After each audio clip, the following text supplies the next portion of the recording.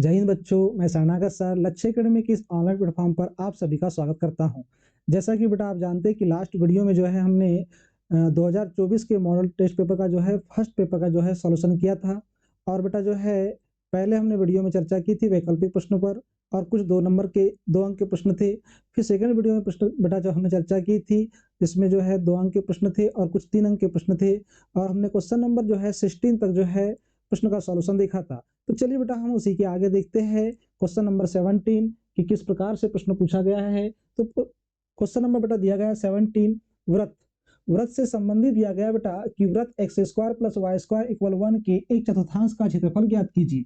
अब देखिए बेटा ये व्रत की बात किया गया है, परंतु आपके पास एक कंडीशन इसने देके रखा है। एक कंडीशन कहा है कि एक चतुर्थांश का क्षेत्रफल ज्ञात करने की बात कहा गया है।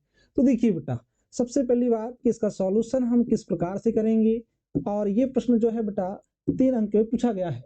जब 3 अंक में पूछा गया है तो देखिए इसका सॉल्यूशन किस रूप में होगा।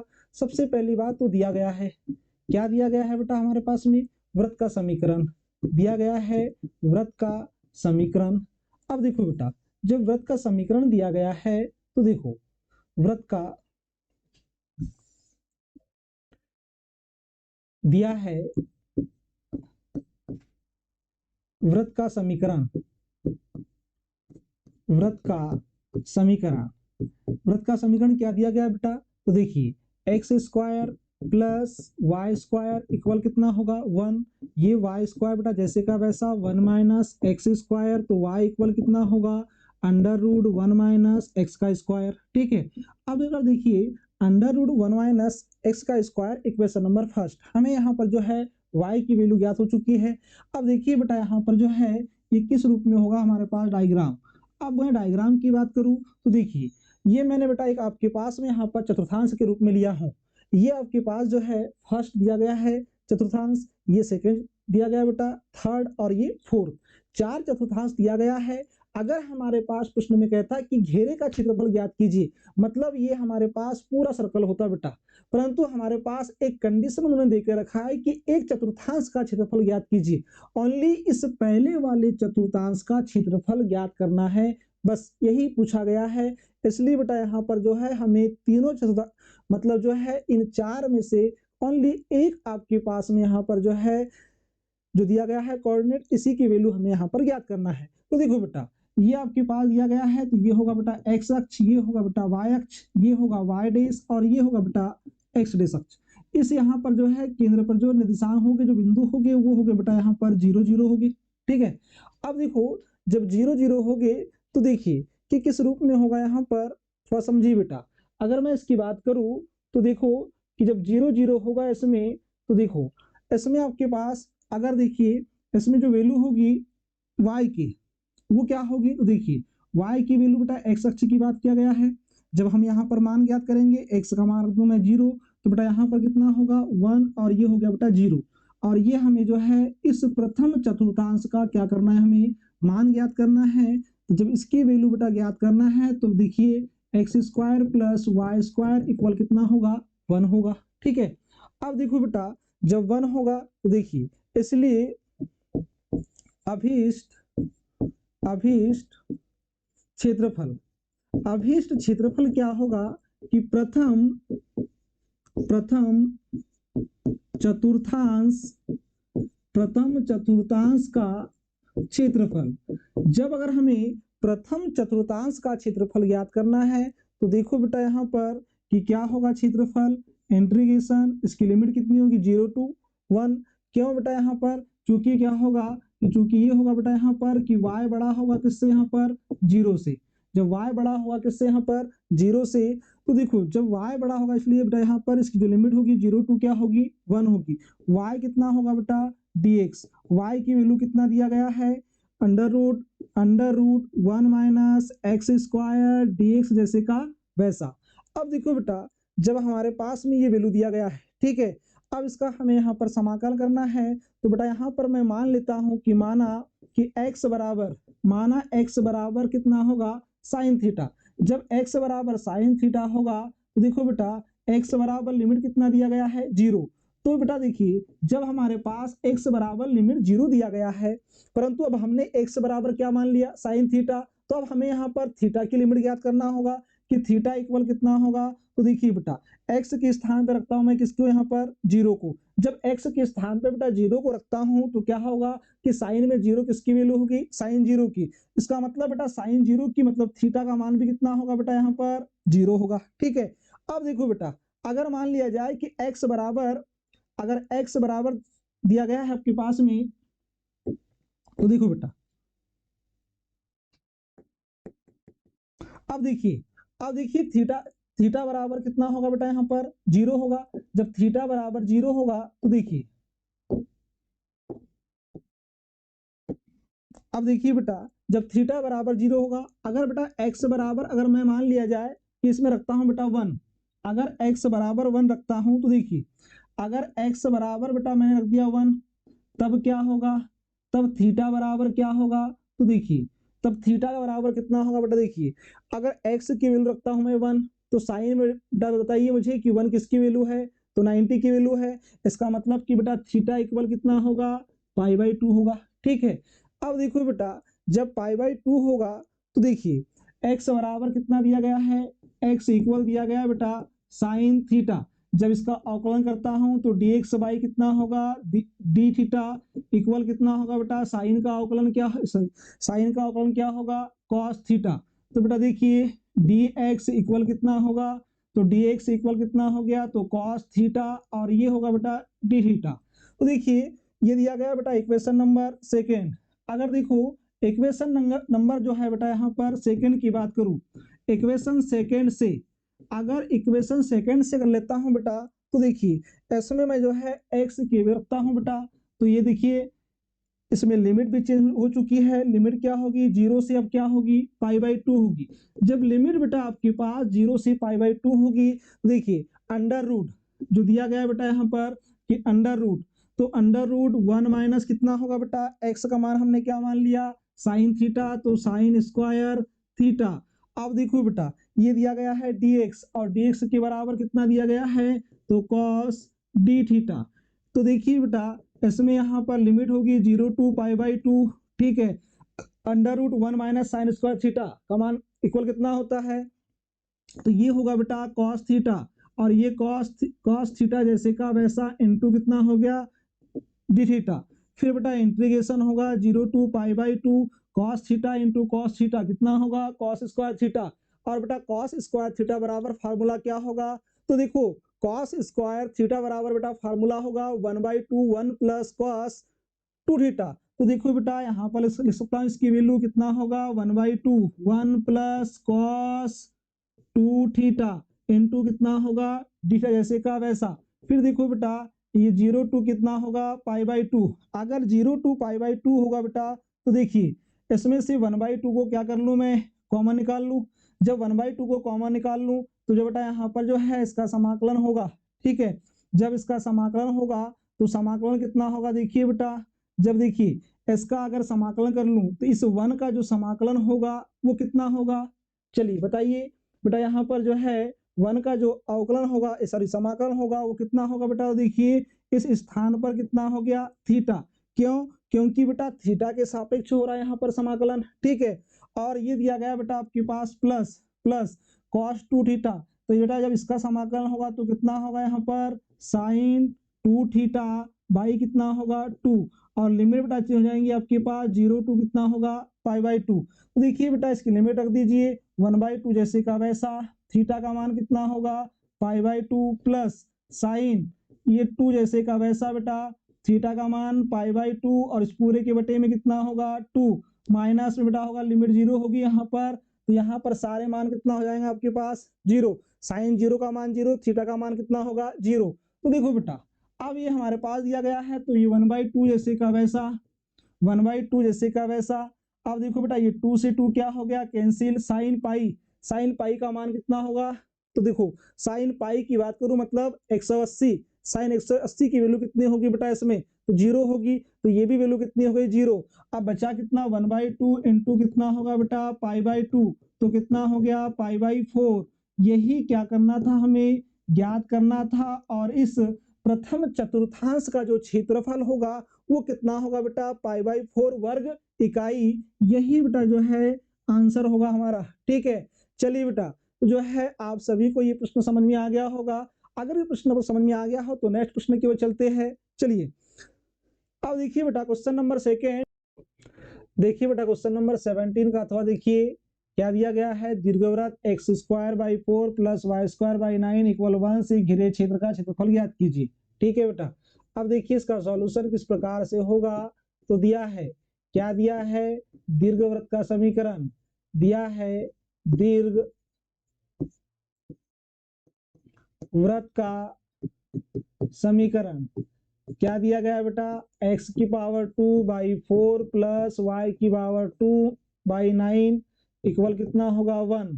अब देखो बेटा जब 1 होगा तो इसको लिख सकता हूं कितना मैं, y square by 9 equal 1 minus कितना होगा बेटा, एक्स स्क्वायर बाई 4।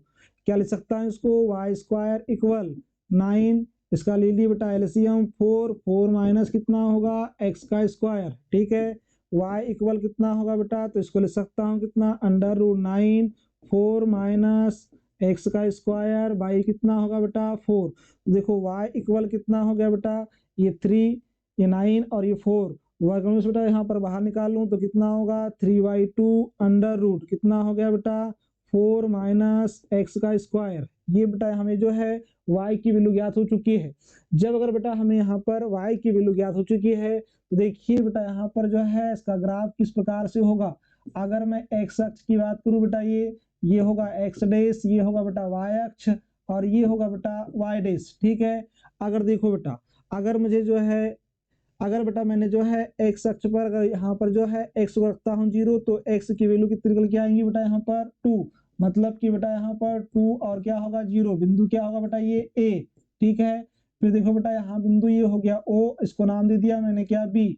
अगर मैं y अक्ष पे देखो बेटा तो x को रखता हूँ 0 तो y का वैल्यू कितना यहाँ पर बेटा 3, मतलब 0 और कितना होगा 3। तो देखिए बेटा यहाँ पर जो है हमें x और y अक्ष की बात किया गया है। तो देखो हमें इस जो है छायांकित भाग का क्षेत्रफल ज्ञात करना है, परंतु कहा गया है कि पूरे घिरे हुए क्षेत्र का क्षेत्रफल मतलब एक भाग का ज्ञात होगा, तो इस चारों भाग का ज्ञात होगा हमें यहाँ पर। ठीक है, अब देखो बेटा तो इसलिए जो है, इसलिए अभीष्ट क्षेत्रफल, अभीष्ट क्षेत्रफल, अभीष्ट क्षेत्र यहाँ पर देखिए कितने भाग है, 4 भाग दिया गया है।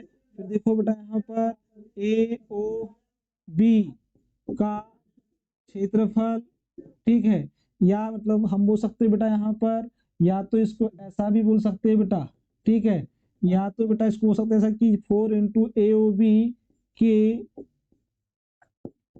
छायांकित भाग का क्षेत्रफल, छायांकित भाग का क्षेत्रफल ऐसा भी कहा जा सकता है। तो देखो बेटा क्या होगा, 4 इंटू 0 टू कितना होगा, लिमिट होगी, और y इंटू कितना होगा dx। अब 0 टू 2 कैसे आया, क्योंकि हमें यहाँ पर जो है देखो x अक्ष पर यहाँ पर कितना दिया है 2 और कितना दिया यहाँ पर, लिमिट कितनी हो गई। अब देखो बेटा, ये देखो बेटा यहाँ पर अगर हमें ये 4 जैसे का वैसा 0 टू 2 होगी लिमिट, y का मान कितना दिया गया बेटा, तो 3/2 अंडर रूट, क्या इसको ऐसा ले सकता हूँ बेटा कि 2 का स्क्वायर माइनस एक्स का स्क्वायर। तो बेटा आपने फार्मूला पढ़ा होगा कि अंडर रूट a का स्क्वायर माइनस एक्स का स्क्वायर इक्वल, बेटा ये फार्मूला पढ़ा होगा 1/2 एक्स अंडर रूट a का स्क्वायर माइनस एक्स का स्क्वायर प्लस, फिर होगा बेटा a का square sine inverse x by कितना होगा 2। ये बेटा आपने फार्मूला पढ़ा होगा। तो इसके इक्वल होता है बेटा a के स्थान पर क्या दिया है 2 और x के स्थान पर दिया x, 4 जैसे का वैसा 0 टू कितना होगा 2। या बेटा इसको यहाँ पर जो है ऐसा लिख सकते हैं हम कि 4 इंटू कितना होगा 3/2। अब बेटा यहाँ पर 0, जब अगर इसकी वैल्यू जब इसका समाकलन होगा बेटा तो क्या इस रूप में होगा क्या यहाँ पर। ठीक है, तो देखो जब इसका समाकलन होगा तो कितना होगा 1/2, फिर होगा बेटा यहाँ पर x अंडर रूट क्या होगा 2 का स्क्वायर माइनस एक्स का स्क्वायर प्लस a का मान कितना दिया गया है 2, तो 2 का स्क्वायर साइन इनवर्स एक्स का मान कितना दिया है 2/2। ठीक है बेटा, अब देखो यहाँ पर लिमिट कितनी हुई 0 से 2, ये 2 से 2 क्या हो गया कैंसिल, तो ये कितना होगा बेटा, देखिए यहाँ पर इसमें से जो है बेटा 2 को कॉमन निकाल लीजिए, तो ये बेटा देखो यहाँ पर आपके पास ये ब्रैकेट पूरा बंद होगा, तो ये 1/2 कॉमन निकल गया, तो 4 इंटू कितना होगा बेटा, ये 1/2 भी कॉमन निकल 4 हो गया। ठीक है, अब देखो बेटा तो कितना बच गया इसमें, x अंडर रूट। अब देखो बेटा ये 4 से 4 भी क्या हो गया, कैंसिल।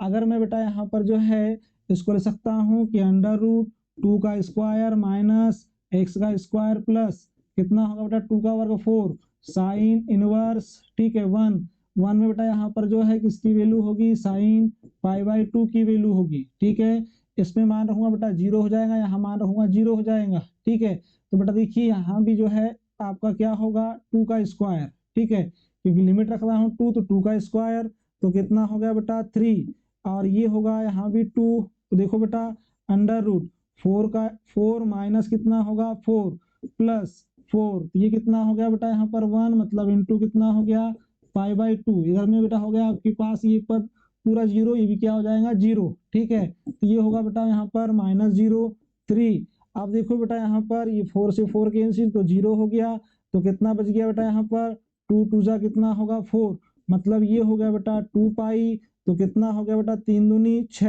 6 पाई, और ये होगा बेटा यहाँ पर वर्ग इकाई। तो ये ही बेटा हमें यहाँ पर जो है इस दीर्घवृत्त का क्षेत्रफल ज्ञात करना था, कि इसने जितना भाग घेरा हुआ है इसका क्षेत्रफल हमें यहाँ पर ज्ञात करना था। जब अगर बेटा हमें इसका क्षेत्रफल ज्ञात करना था तो हमें क्षेत्रफल कितना ज्ञात हुआ 6 पाई, यही बेटा जो है हमारा आंसर है। चलिए बेटा हम नेक्स्ट प्रश्न की ओर चलते हैं। चलिए नेक्स्ट प्रश्न दिया गया है, आलेखी विधि द्वारा निम्न रैखिक प्रोग्राम मन समस्या को हल कीजिए और निम्न व्यवरोधों के अंतर्गत x + 2y greater than equal 10, 3x + 4y less than equal 24, x greater than equal 0, y greater than equal 0। तो बेटा यहाँ पर कॉमा होगा z इक्वल 200x + 500y का न्यूनतम मान ज्ञात कीजिए। अब देखो बेटा इसका सॉल्यूशन किस रूप में होगा। अगर इसके सॉल्यूशन की बात करूं तो देखिए, अब देखो बेटा कि z इक्वल दिया गया हमारे प्रश्न में, कितना दिया गया है कि z इक्वल 200x + 500y और x + 2y greater than equal 10, 3x + 4y less than equal कितना होगा 24। तो x ग्रेटर देन 0 और y ग्रेटर देन इक्वल कितना होगा बेटा 0। अब देखो बेटा कि इसमें जो है असमीका दिया गया है, तो इस असमीका के लिए लिया है हमने यहाँ पर कि x प्लस ये दिया गया है x + 2y greater than equal 10। तो देखो बेटा असमीका दिया गया x + 2y greater than equal 10 के लिए संगत समीका क्या दिया गया है कि x + 2y इक्वल कितना दिया है 10। अब देखो बेटा कि अगर मैं x की वैल्यू रखता हूँ 10, अगर x की वैल्यू 10 अगर रखता हूँ बेटा देखो, ठीक है, तो ये 10 है, यहाँ इस x के स्थान पे कितना होगा 10 + 2y इक्वल 10। ये 10 से 10 क्या हो गया कैंसिल, तो y बराबर कितना होगा बेटा 0। तो y की वैल्यू हमें कितनी ज्ञात हुई 0। अगर बेटा देखिए कि अगर इस y की वैल्यू रखता हूं मैं 0, अगर y की रखता हूं वैल्यू 0 कि y बराबर 0, तो x + 2 × 0 इक्वल कितना होगा बेटा 10। तो x, तो देखो बेटा यहाँ पर कि अगर देखो अगर इस x बराबर रखता हूं 0, अगर बेटा इसमें जो है x बराबर रखता हूं 0, तो इसमें अगर x बराबर 0 रख दिया तो x की वैल्यू 0 प्लस कितना होगा 2y इक्वल कितना होगा 10, 2 पंचे कितना होगा बेटा 10। जब y की वैल्यू मैंने रख दिया 0 तो x का मान कितना ज्ञात हो गया 5। जब x की वैल्यू बेटा यहाँ पर जो है हमने 0 रखा तो y की वैल्यू हमें क्या ज्ञात हुई 5। तो देखो बेटा इस x और y के मान हमारे पास क्या क्या ज्ञात होगा, तो 10 और 0 और एक होगा बेटा 0 और 5। ये बेटा जो है x की वैल्यू हमें यहाँ पर जो है ज्ञात हुई है। अगर देखो x और y की वैल्यू, अब देखो बेटा नेक्स्ट जो है आपके पास जो है असमीका दिया गया है, तो देखो ये 0 0 पर ग्रेटर देन इक्वल में क्या सॉरी लेस देन इक्वल 10 में क्या है बेटा यहाँ पर ये असत्य है। ठीक है, ये जो है हमारे पास कंडीशन जो है ये हमारे पास सत्य ना होकर के कैसी है असत्य है। अगर बेटा इस रूप में होता कि ग्रेटर देन इक्वल 10, तब हम कह सकते थे कि ये आपके पास जो है समीकरण कैसा होगा सत्य होगा। अब देखो बेटा कि दिया गया है नेक्स्ट पॉइंट, अगर नेक्स्ट पॉइंट की बात करूं कि असमीका 3x + 4y greater than sorry less than equal 24 के लिए संगत समीकरण दिया गया है बेटा, क्या दिया गया है, तो इस स्थान पर बेटा त्रुटि है। ठीक है, ये त्रुटि है बेटा, यहाँ पर इस स्थान में लिख देना कि 3x 4y इक्वल कितना होगा 24, यही होगा बेटा। ठीक है, अगर मान लिया जाए कि बेटा जो है मुझे यहाँ पर इक्वल में 24 दिया गया है, तो x की वैल्यू मुझे यहाँ पर जो है, अगर x की वैल्यू अगर मान लिया जाए बेटा कि मैंने यहाँ पर मान लिया 8, तो 8 गुना 3, 3 आटे कितना हो गया 24, 4y इक्वल कितना होगा 24, 24 से 24 कैंसिल, तो 4y बराबर कितना हो गया 0, y बराबर 0, तो बेटा y की वैल्यू क्या होगी 0 होगी। अगर मान लिया जाए इसी समीकरण में बेटा जो है x की वैल्यू में 0, तो 3 इंटू कितना होगा 0 प्लस 4y इक्वल कितना हो गया 24, ये हो गया बेटा 0, 4 6 कितना होगा 24, तो y बराबर कितना होगा 6। तो ये बेटा जो है y की वैल्यू भी हमें कितनी ज्ञात हो गई यहाँ पर 6। देखो कि x की वैल्यू 8, तो y की वैल्यू कितना बेटा 0, अगर हमने x की वैल्यू रख दिया 0 तो बेटा y की वैल्यू कितनी ज्ञात होगी 6 ज्ञात होगी। ठीक है, अब देखो बेटा ये थोड़ा सा यहाँ पर रॉन्ग दिया गया है कि 0 0 पर ये सत्य है, मतलब बेटा ये होगा कि 0 0 पर, ठीक है, लेस देन इक्वल कितना होगा बेटा 24, ये बेटा जो है सत्य है। कैसा है सत्य है। तो देखो ये हमारे पास जो है कि जो असमीका दिया गया था, इसके यहाँ पर जो है हमें x और y पर जो है हमें जो है इनके बिंदु ज्ञात हो चुके हैं। तो देखिए बेटा जो है इनका जो कहा गया आपके पास प्रश्न में क्या कहा गया है, रैखिक प्रोग्रामन समस्या। ठीक है, अब हमें बताना है इसमें कौन सा मान, न्यूनतम मान।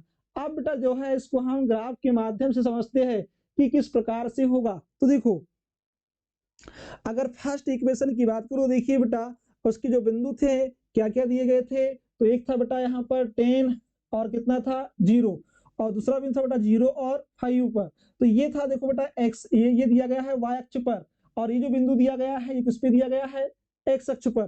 तो x अक्ष पर 10 0 दिया गया है और y अक्ष पर 0 5 दिया गया है। तो देखो बेटा ये दोनों प्लस में है, तो इसलिए हमने प्लस में ले लिया, y अक्ष पर भी ले लिया। तो बेटा ये जो होगा ये गलत है, ये यहाँ होगा बेटा y अक्ष और ये होगा बेटा x अक्ष, ये होगा x डैश और ये हो गया y और ये होगा y डैश। क्लियर है यहाँ पर इतना, हाँ या ना? अगर इतना समझ में आ गया हो तो बेटा आगे बढ़ते हैं। देखिए अब देखो ये तो हमारे पास जो है x प्लस 2y इक्वल 10 इस समीकरण से हमें प्राप्त हुआ था यहाँ पर। ठीक है, अब देखो अब हमें जो है 3x प्लस 4y इक्वल 2 नहीं है बेटा, ये है 24। क्या है 24। अगर ये 24 दिया गया है तो देखो ये बेटा यहाँ जो है 24 होगा ये। ठीक है, 2y ना होकर कितना होगा 24। अगर 24 दिया गया है बेटा तो देखिए कि इसमें x अक्ष पर हमें जो है क्या मिला 0 और 6, और बेटा x अक्ष पर हमें पॉइंट क्या मिले बिंदु, तो यहाँ पर मिल गया 8 और 0। ठीक है, तो देखिए बेटा ये जब हमने ग्राफ के माध्यम से खींचा, ठीक है, तो इसको नाम दे दिया बेटा, ये होगा बिंदु A, ठीक है, ये हो गया बिंदु B, ये हो गया बिंदु C और ये होगा बेटा बिंदु D, और इसको नाम दे दिया बेटा यहाँ बिंदु E। देखो ये दोनों जो रेखाएं हैं, ये दोनों जो रेखाएं हैं क्या कर रही है, प्रतिच्छेद कर रही है। जब प्रतिच्छेद कर रही है तो देखो x अक्ष पे कितने पे कर रही है बेटा 3 पर, और y अक्ष सॉरी x अक्ष पे जो है बेटा 4 पे यहाँ पर जो है प्रतिच्छेद कर रही है, और जो है y अक्ष पे बेटा जो है कि 3 पर प्रतिच्छेद कर रही है। तो ये हमें यहाँ पर जो है एक और बिंदु यहाँ प्राप्त हो गया 4 और 3। जब देखिए बेटा 4 और 3 प्राप्त हुआ तो देखो उभयनिष्ठ क्षेत्र के कोणीय बिंदु ए बी और सी है हमारे पास जो है। तो देखिए कोणीय बिंदु ए बी और क्या दिया गया है सी दिया गया है।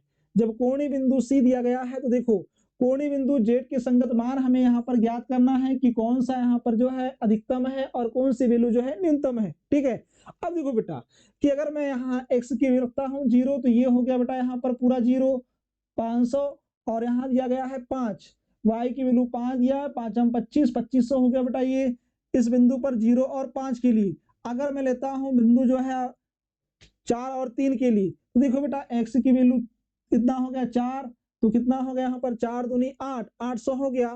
फिर बेटा y की वैल्यू दिया गया है 3, तो कितना होगा 5 दिया 15, देखिए बेटा 1500 प्लस 800 कितना हो गया 2300। ठीक है, फिर दिया गया बिंदु बेटा हमें यहाँ पर 0 और 6।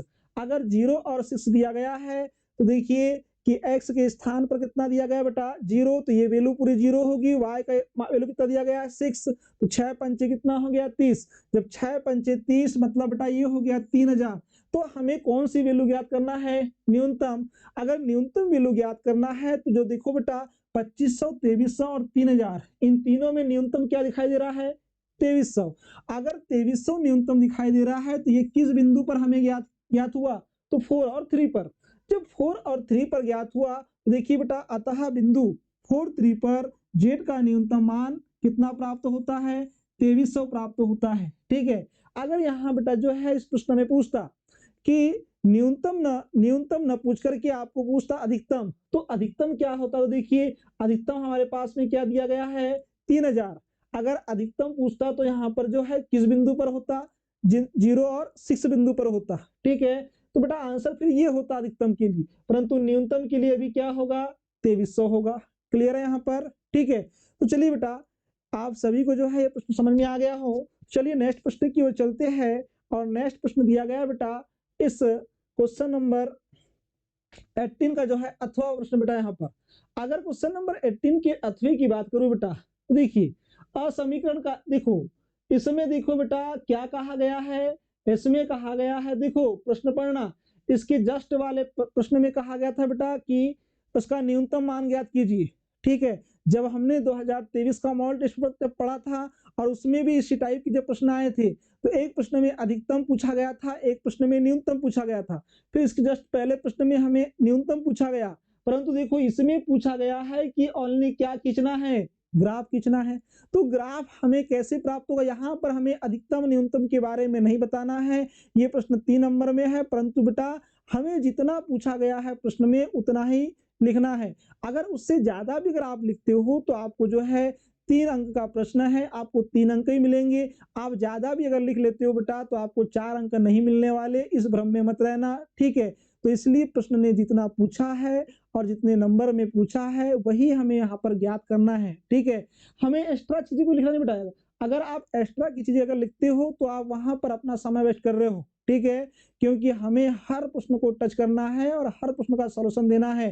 ठीक है, और मैथ्स में जो है 80 में 80 नंबर लाना है, ये हमारा वादा है और आपको जो है दिलाकर रहेंगे हम। ठीक है, देखिए बेटा ये दिया है क्या दिया गया है, एक असमीका दिया गया है कि 3x + 2y less than equal कितना दिया गया है 6 दिया गया है, और इसी के संगत समीकरण दिया गया है कि 3x + 2y इक्वल कितना होगा 6 होगा। अब देखो बेटा अगर मैं इसमें x की वैल्यू रखता हूं 0, अगर मान लिया जाए कि देखो कि आपके पास ये भी डाउट आ रहा होगा कि सर आप अपने मन से कैसे ले रहे हो। ठीक है, तो बेटा हम मन से नहीं ले रहे हैं, इसमें देखो कि कितना दिया गया है 3x + 2y इक्वल कितना दिया है 6। बेटा देखो अगर मैं यहाँ पर जो है x की वैल्यू ऐसी रखूं, y की वैल्यू ऐसी रखूं कि दोनों आपके पास में जब जोड़ू घटाऊं गुणा करूं तो हमें बराबर कितना दिया है 6।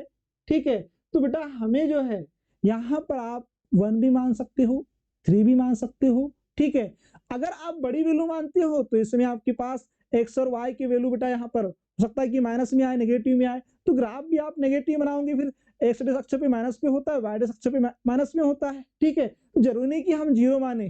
ठीक है, आप 1 2 3 4 भी मान सकते हो। अगर इसमें बेटा x की वैल्यू मैंने 0 मान लिया, अब देखो इसमें बेटा अगर मैंने x की वैल्यू 0 मान लिया तो x की वैल्यू 0 मान लिया, समीकरण क्या दिया गया है कि 3x + 2y इक्वल कितना होगा बेटा 6 होगा। ठीक है, अब देखो x की वैल्यू 0 तो 3 × 0 + 2y इक्वल 6, तो कितना होगा बेटा y बराबर कितना हो गया 3। क्लियर है यहाँ पर इतना, तो y की वैल्यू हमें कितनी ज्ञात हो गई 3। अब देखो बेटा अगर मैंने इसमें x की वैल्यू 2 रख दिया, अगर x की वैल्यू 2 रख दिया तो देखिए बेटा 3 दूनी 6, 2y बराबर कितना होगा 6, 6 से 6 कैंसिल, कितना बच गया बेटा 0। y की वैल्यू हमें क्या ज्ञात हो गई 0 ज्ञात हो गई। ठीक है, अब देखो बेटा अगर इसमें x की वैल्यू रखता हूं मैं कितना 4, अगर 4 रख दिया तो कितना होगा बेटा देखो कि 3 × 4 धन 2y बराबर 6, 4 तिया कितना होगा 12, अब 12 में से 6 गया तो कितना बचा बेटा यहाँ पर 6 बच गया, और 6 कैसा होगा माइनस में होगा, क्योंकि पक्षांतर करेंगे तो ये प्लस में 12 था, पक्षांतर करने में क्या हो गया माइनस बड़ी संख्या में से छोटी संख्या घटा रहे हैं हम यहाँ पर, परंतु बड़ी संख्या का चिन्ह कैसा है, माइनस का है। ठीक है, हमें बेटा यहाँ पर चिन्हों का भी विशेष ध्यान देना है। चिन्ह हमें देखना है कि बड़ी संख्या के सामने क्या लगाया गया है, तो बड़ी संख्या के सामने जो चिन्ह होगा वो होगा माइनस का, इसलिए बेटा यहाँ पर जो है वैल्यू क्या होगी, माइनस में। 2 तिया कितना होगा, 6, तो y बराबर कितना होगा बेटा यहाँ पर 3। देखो हमें y की वैल्यू कितनी ज्ञात हो गई, -3।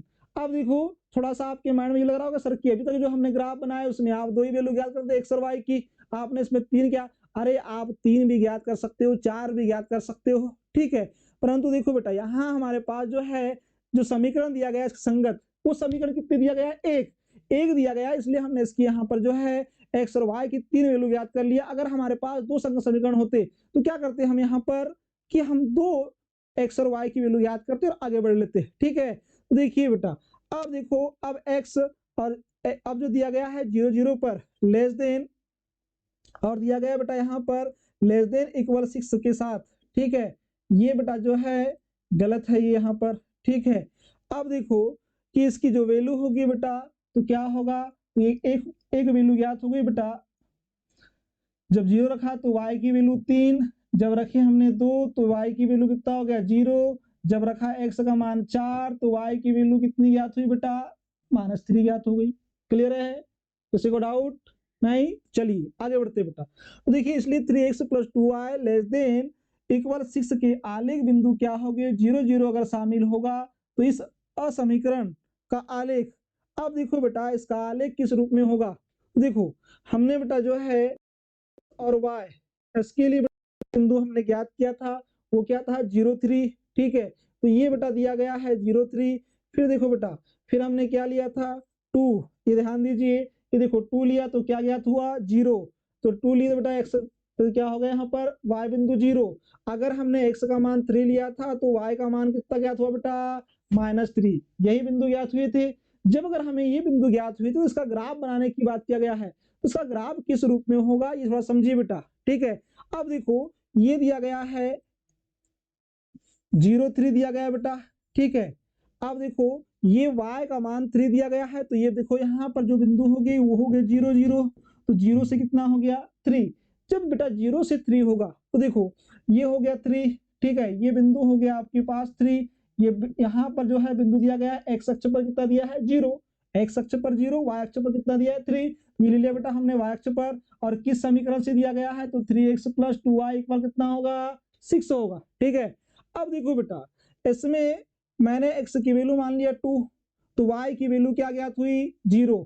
देखो बेटा y बिंदु पे यहाँ पर जो है y बिंदु क्या होगा 0 और x पे कितना होगा यहाँ पर x अक्ष में 2 हो गया, तो ये हो गया बेटा हमारे पास 2।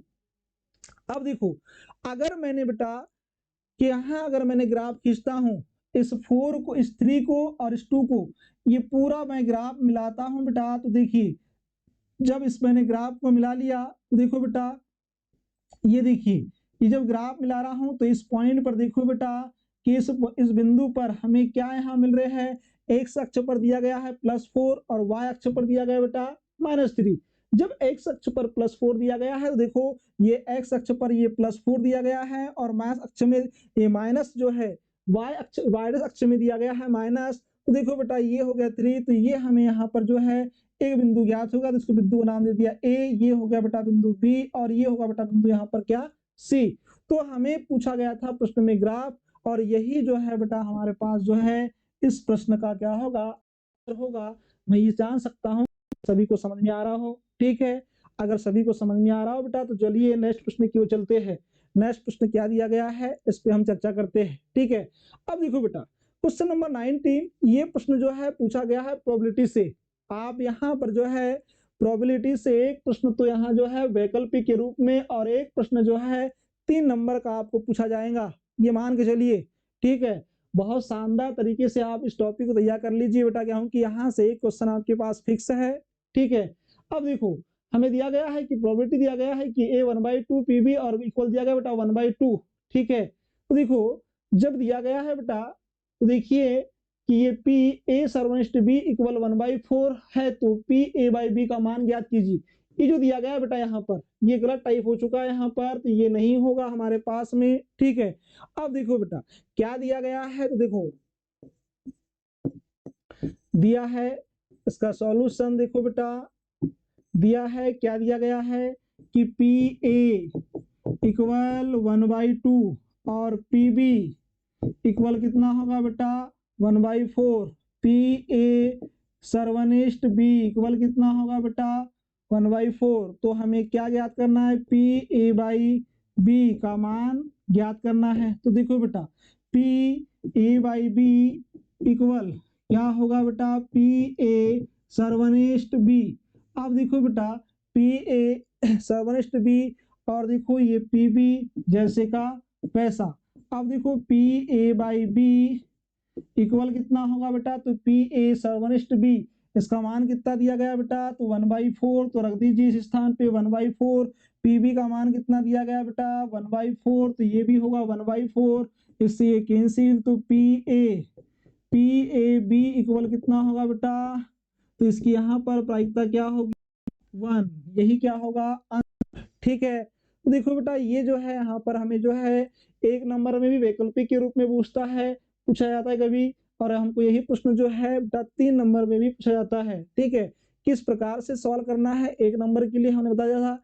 एक नंबर के लिए बेटा आपको इस 2 स्टेप में आपको सॉल्यूशन देना है, परंतु यहीं पर आपको 3 अंक में पूछा गया है। जब 3 अंक में पूछा गया है तो आपको सारी कंडीशन के साथ में इसका सॉल्यूशन देना है। ठीक है, चलिए बेटा हम नेक्स्ट प्रश्न की ओर चलते हैं। तो नेक्स्ट प्रश्न होगा क्वेश्चन नंबर 19 का, अथवा देखिए बेटा सिद्ध कीजिए कि यदि ए और बी स्वतंत्र घटनाएं हैं। कैसी घटनाएं है बोला है, स्वतंत्र है, ए तथा बी में से न्यूनतम एक होने की प्रायिकता, और ये बेटा हमें जो है कि 1 माइनस पी ए डेस और पी बी डेस क्या करना है, हमें यहाँ पर सिद्ध करना है। तो देखो बेटा अगर हमें सिद्ध करना है तो देखो इसका सॉल्यूशन किस प्रकार से होगा और कैसे सॉल्व करना है। ठीक है, देखो पी ए या बी के ए या बी में से न्यूनतम एक का होना, ए या बी में से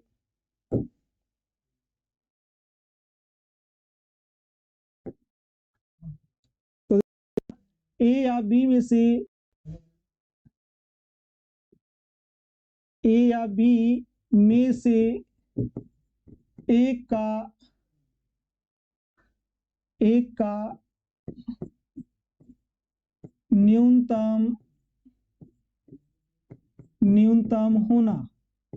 अब देखो बेटा जब हम इसमें से एक का न्यूनतम होना ज्ञात करेंगे तो किस रूप में होगा। देखिए बेटा अगर मैं बात करूं बेटा एक का न्यूनतम होना ज्ञात करेंगे तो P, ठीक है, P ए संग होगा बेटा B। क्या ये समझ में आ रहा है, यूनियन बोलते हैं इसको। ठीक है, अगर मैं बेटा यूनियन करूं तो देखो इसको मैं किस रूप में सकता हूं, P ए प्लस कितना होगा बेटा यहाँ पर पी बी माइनस, ठीक है, पी ए सर्वनिष्ठ क्या होगा बेटा बी होगा। ठीक है, क्या सभी को इतना समझ में आया क्या। अगर देखो बेटा इतना समझ में आ गया होगा तो देखिए ये बेटा जो है पी ए जैसे का वैसा प्लस पी बी माइनस, इसको लिख सकता हूँ बेटा पी ए, और ये क्या होगा बेटा, तो देखो इसमें होगा बेटा पी बी। अब देखिए इसमें पी बी होगा तो देखो ये हो गया बेटा पी बी। अब देखो बेटा पी ए प्लस क्या होगा पी बी, तो दोनों में से कॉमन क्या निकल रहा है बेटा पी बी कॉमन निकल रहा है। जब दोनों में से पी बी कॉमन निकल जाएगा तो क्या बचेगा यहाँ पर 1 माइनस क्या बचेगा बेटा पी ए। ठीक है, अब देखो यहाँ पर देखो बेटा कि आपके पास ए और बी स्वतंत्र घटना है बोला है। ठीक है, जब ए और बी स्वतंत्र घटना है तो देखो एक हमारे पास जो है घटना के घटित न होने की प्रायिकता, तो देखो बेटा इस स्थान पे क्या हो जाएगा आपके पास पी ए प्लस कितना होगा बेटा ये पी बी जैसे का वैसा 1 माइनस पी ए, इसको लिख सकता हूँ घटना के घटित न होने की प्रायिकता क्या होगी ए डेस होगा। क्या बेटा यहाँ पर जो है सभी को समझ में आ गया। ठीक है, अगर बेटा सभी को समझ में आ गया हो तो देखिए ये बेटा होगा आपके पास में यहाँ पर इक्वेशन नंबर फर्स्ट। ठीक है, अब देखो बेटा ये हो गया बेटा इक्वेशन नंबर फर्स्ट। फिर देखो पी ए या बी में से एक का न्यूनतम होना। अब न्यूनतम होने की बात किया गया बेटा, तो देखो इसको हम किस प्रकार से ज्ञात करेंगे। तो देखो बेटा जब दिया गया है तो ये किस रूप में होगा, देखो अब देखो बेटा यहाँ पर कि पी ए प्लस कितना होगा पी बी, कितना हो गया बेटा पी बी। जब पी बी होगा तो यहाँ कितना हो गया बेटा, देखिए ये पी ए डेस ए। अब क्या बेटा इसको लिख सकता हूं मैं यहाँ पर इस रूप में क्या कि 1 माइनस होगा बेटा इसमें 1 माइनस पी ए डेस। ठीक है, अब देखो बेटा अगर इसको लिख दूं कि 1 माइनस पी ए डेस, अगर इस रूप में लिखता हूं प्लस फिर क्या होगा बेटा पी बी, फिर होगा बेटा पी ए डेस, यही होगा। तो देखो बेटा 1 ये माइनस जैसे का वैसा पी ए डेस क्या कर लूं बेटा इसमें से कॉमन ले लूं। जब कॉमन ले लूं तो क्या बचेगा यहाँ पर 1, जब 1 बचेगा तो बेटा इसमें कितना हो गया 1 प्लस पी बी। अब देखो 1 प्लस पी बी होगा बेटा, देखिए ये पी और ये हो गया यहाँ पर बी, तो बेटा इसको सकता हूँ 1 माइनस पी ए डेस। ठीक है, 1 प्लस पी बी। अब देखो बेटा इसकी क्या यहाँ पर जो है घटना के घटित न होने की प्रायिकता, तो 1 माइनस पी और ये होगा बेटा ए डेस, इसकी वैल्यू भी कितनी होगी पी बी डेस। और बेटा देखिए 1 minus P A dash P B dash, यही क्या करना था बेटा यहाँ पर सिद्ध करना था। क्या इतना सभी को समझ में आया? ठीक है, तो ये हमें जो है ए या बी में से किसी एक का न्यूनतम होना था, क्योंकि हमारे पास ए और बी जो है कैसी घटनाएं हैं, शुद्ध घटनाएं हैं। ठीक है, सभी को समझ में आ गया हो बेटा, तो इसका स्क्रीनशॉट ले लीजिए। चलिए बेटा नेक्स्ट प्रश्न की ओर चलते हैं। तो देखिए नेक्स्ट प्रश्न दिया गया है बेटा सारणिक। ठीक है, बहुत बढ़िया प्रश्न है, एक प्रश्न यहाँ पर सारणिक से भी बेटा जो है एग्जाम में आता है। तो देखो अगर सारणिक से संबंधित प्रश्न की बात किया गया है तो देखो बेटा आप सभी जानते हैं कि रो और कॉलम, ठीक है, कि रो और कॉलम क्या होती है। तो देखो बेटा कि ये होगा बेटा आपके पास रो और ये क्या होगा यहाँ पर कॉलम। देखो इसका सॉल्यूशन किस प्रकार से होगा बेटा, अब हमारे पास में दिया है, क्या दिया गया है, सारणी दी गई है। तो बेटा सारणी जब दी गई है तो इसको जैसे का वैसा, तो कितना होगा बेटा 3 माइनस 4 5 1 1 माइनस 2 और ये हुआ 2 3 1। बेटा ये देखो इसका मान क्या बोला है हमें ज्ञात करना है। अब देखो बेटा अगर देखिए अगर हमें इसको सॉल्व करना है तो हमने पहले कह दिया है कि ये बेटा आपके पास यहाँ दिया गया है तो ये रो होगा और ये क्या होगा बेटा कॉलम। ठीक है, तो देखिए हम क्या करेंगे इसमें कि इसका जो है प्रसार कर देंगे, और यहाँ प्रसार देखो तो ये रो जो दिया गया है ये R1 दिया गया है, ये R2 और ये बेटा दिया गया है R3। ठीक है, 3 रो दिया गया है, तो क्या करेंगे हम कि R1 के अनुदिश प्रसारण करने पर, अब R1 के सापेक्ष जब करेंगे बेटा तो देखिए ये 3 जैसे का वैसा। ठीक है, जब 3 जैसे का वैसा तो देखिए बेटा कि यहाँ पर इन दोनों का मल्टीप्लाई करेंगे 1 इंटू 1 1 3 दूनी 6 माइनस और ये 3 माइनस 6 जैसे का वैसा। फिर देखो बेटा ये माइनस तो होगा आपके पास प्रश्न जब होता है तब, और ये माइनस 4 जैसे का वैसा। 2 दूनी कितना होगा बेटा यहाँ पर -4, सॉरी। तो देखिए बेटा ये इसका पहले गुणा होगा 1 और 1 और ये बेटा होगा 2 दूनी 4 तो माइनस, और ये होगा बेटा यहाँ -4 प्लस 5 जैसे का वैसा।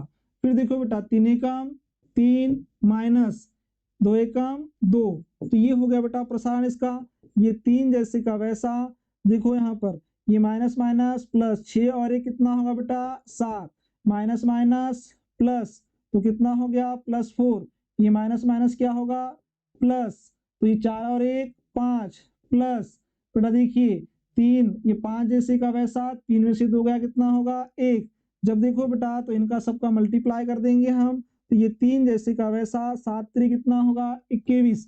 जब 7 3 21 और प्लस कितना होगा 4 पंचे 20, 5 कम 5, 21 और 20 कितना होगा बेटा 41, 41 और 5 कितना हो गया 46। यही हमें जो है इसका मान ज्ञात करना सारणी का, और सारणी का मान जो है कितना होगा बेटा 46। ठीक है, तो देखो बहुत सिंपल से प्रश्न है, बस हमें पता होना चाहिए कि प्रश्न में क्या पूछा गया है। ठीक है, और इसको यहाँ पर जो है हमें बनाना किस प्रकार से है, ये सारी कंडीशन पता होना चाहिए कि रो क्या है, कॉलम क्या है, और किसके अनुदिश जो है हमें इसका प्रसारण करना है। ठीक है, चलो बेटा नेक्स्ट प्रश्न की ओर चलते हैं। तो नेक्स्ट प्रश्न होगा, देखिए क्वेश्चन नंबर 20 का अथवा। अब देखो बेटा दर्शाइए कि बिंदु ए दिया गया है, 3 बिंदु दिए गए हैं ए बी सी। अब देखो बेटा बिंदु ए में दिया गया ए बी प्लस सी, बिंदु बी में दिया गया बी सी प्लस ए, और बिंदु सी में दिया गया है सी ए प्लस बी। कैसे बोला है संरेख। ठीक है, अब देखो बेटा इसमें त्रिभुज की बात किया गया है, और इसमें कहा गया है कि ये जो है 3 बिंदु संरेखी कहलाते हैं यदि उनके द्वारा बने त्रिभुज का क्षेत्रफल। तो देखो बेटा इसको हमें जो है बताना है कि ये त्रिभुज जो है कैसा है, बोला है संरेख है बोला है। अगर संरेख की बात किया गया है तो देखो बेटा कि 3 बिंदु संरेखी कहलाते हैं। ठीक है, ये जो हो गया आपके पास जो हो गया यहाँ पर 3 बिंदु जो के रूप में होंगे, ये किस रूप में होंगे संरेख के रूप में होंगे। ठीक है, तो इसका अगर क्षेत्रफल ज्ञात करना है तो देखो बेटा क्षेत्रफल किस रूप में होगा इसका, तो क्षेत्रफल जब अगर हमें ज्ञात करना है तो 1/2, और बेटा देखिए ए सारणी के रूप में होगा ए, ये फिर होगा बेटा यहाँ पर बी प्लस सी 1, और कितना हो गया बी सी प्लस ए 1 और सी, और ये होगा बेटा ए प्लस बी 1, यही होगा। ठीक है, अब देखो इसका अगर हमें क्षेत्रफल ज्ञात करना है तो किस रूप में होगा 1/2। अब जब 1/2 होगा बेटा तो ए, अब जब यहाँ R1 के सापेक्ष इसका होगा प्रसारण, जब R1 के सापेक्ष होगा और कहा गया है कि कैसा है बोला है संरेख है बोला है, तो ए देखो बेटा अब देखो C प्लस ए, तो ये हो गया बेटा C प्लस ए माइनस, फिर इस 1 और a प्लस बी का मल्टीप्लाई करेंगे तो a प्लस बी, ये ब्रैकेट क्या होगा बेटा यहाँ पर बंद, जब ये ब्रैकेट यहाँ पर बंद फिर होगा माइनस, माइनस होगा बेटा b प्लस सी। अब जब b प्लस सी होगा तो देखिए पहले इस b इंटू किसका गुणा होगा 1 का, तो b माइनस, अब फिर बेटा देखिए ये c और किसका गुणा होगा 1 का, तो c इंटू 1 कितना हो गया c। अब देखो बेटा उसके बाद प्लस होगा तो ये 1, अब इस पद को छोड़ देंगे, इस यहाँ पर जो है कॉलम को इस रो को छोड़ देंगे तो क्या होगा b इंटू ए प्लस बी, इन दोनों का मल्टीप्लाई होगा बेटा। जब इन दोनों का मल्टीप्लाई होगा तो देखिए कि b और ये होगा बेटा a प्लस बी माइनस, फिर होगा c और इस c प्लस a का मल्टीप्लाई होगा, तो देखो बेटा c और ये हो गया c प्लस a, जब इनका मल्टीप्लाई कर दिए तो देखो 1/2 जैसे का वैसा। अब देखो बेटा a, तो ये हो गया बेटा AC। ठीक है, और ये होता हो गया यहाँ पर, ये यहाँ पर आपके पास दिया गया a, तो बेटा देखो इस a का जो मल्टीप्लाई है इस तीनों में होगा, तो देखो इसको या तो इस रूप में ले सकता हूँ बेटा, पहले a जैसे का वैसा।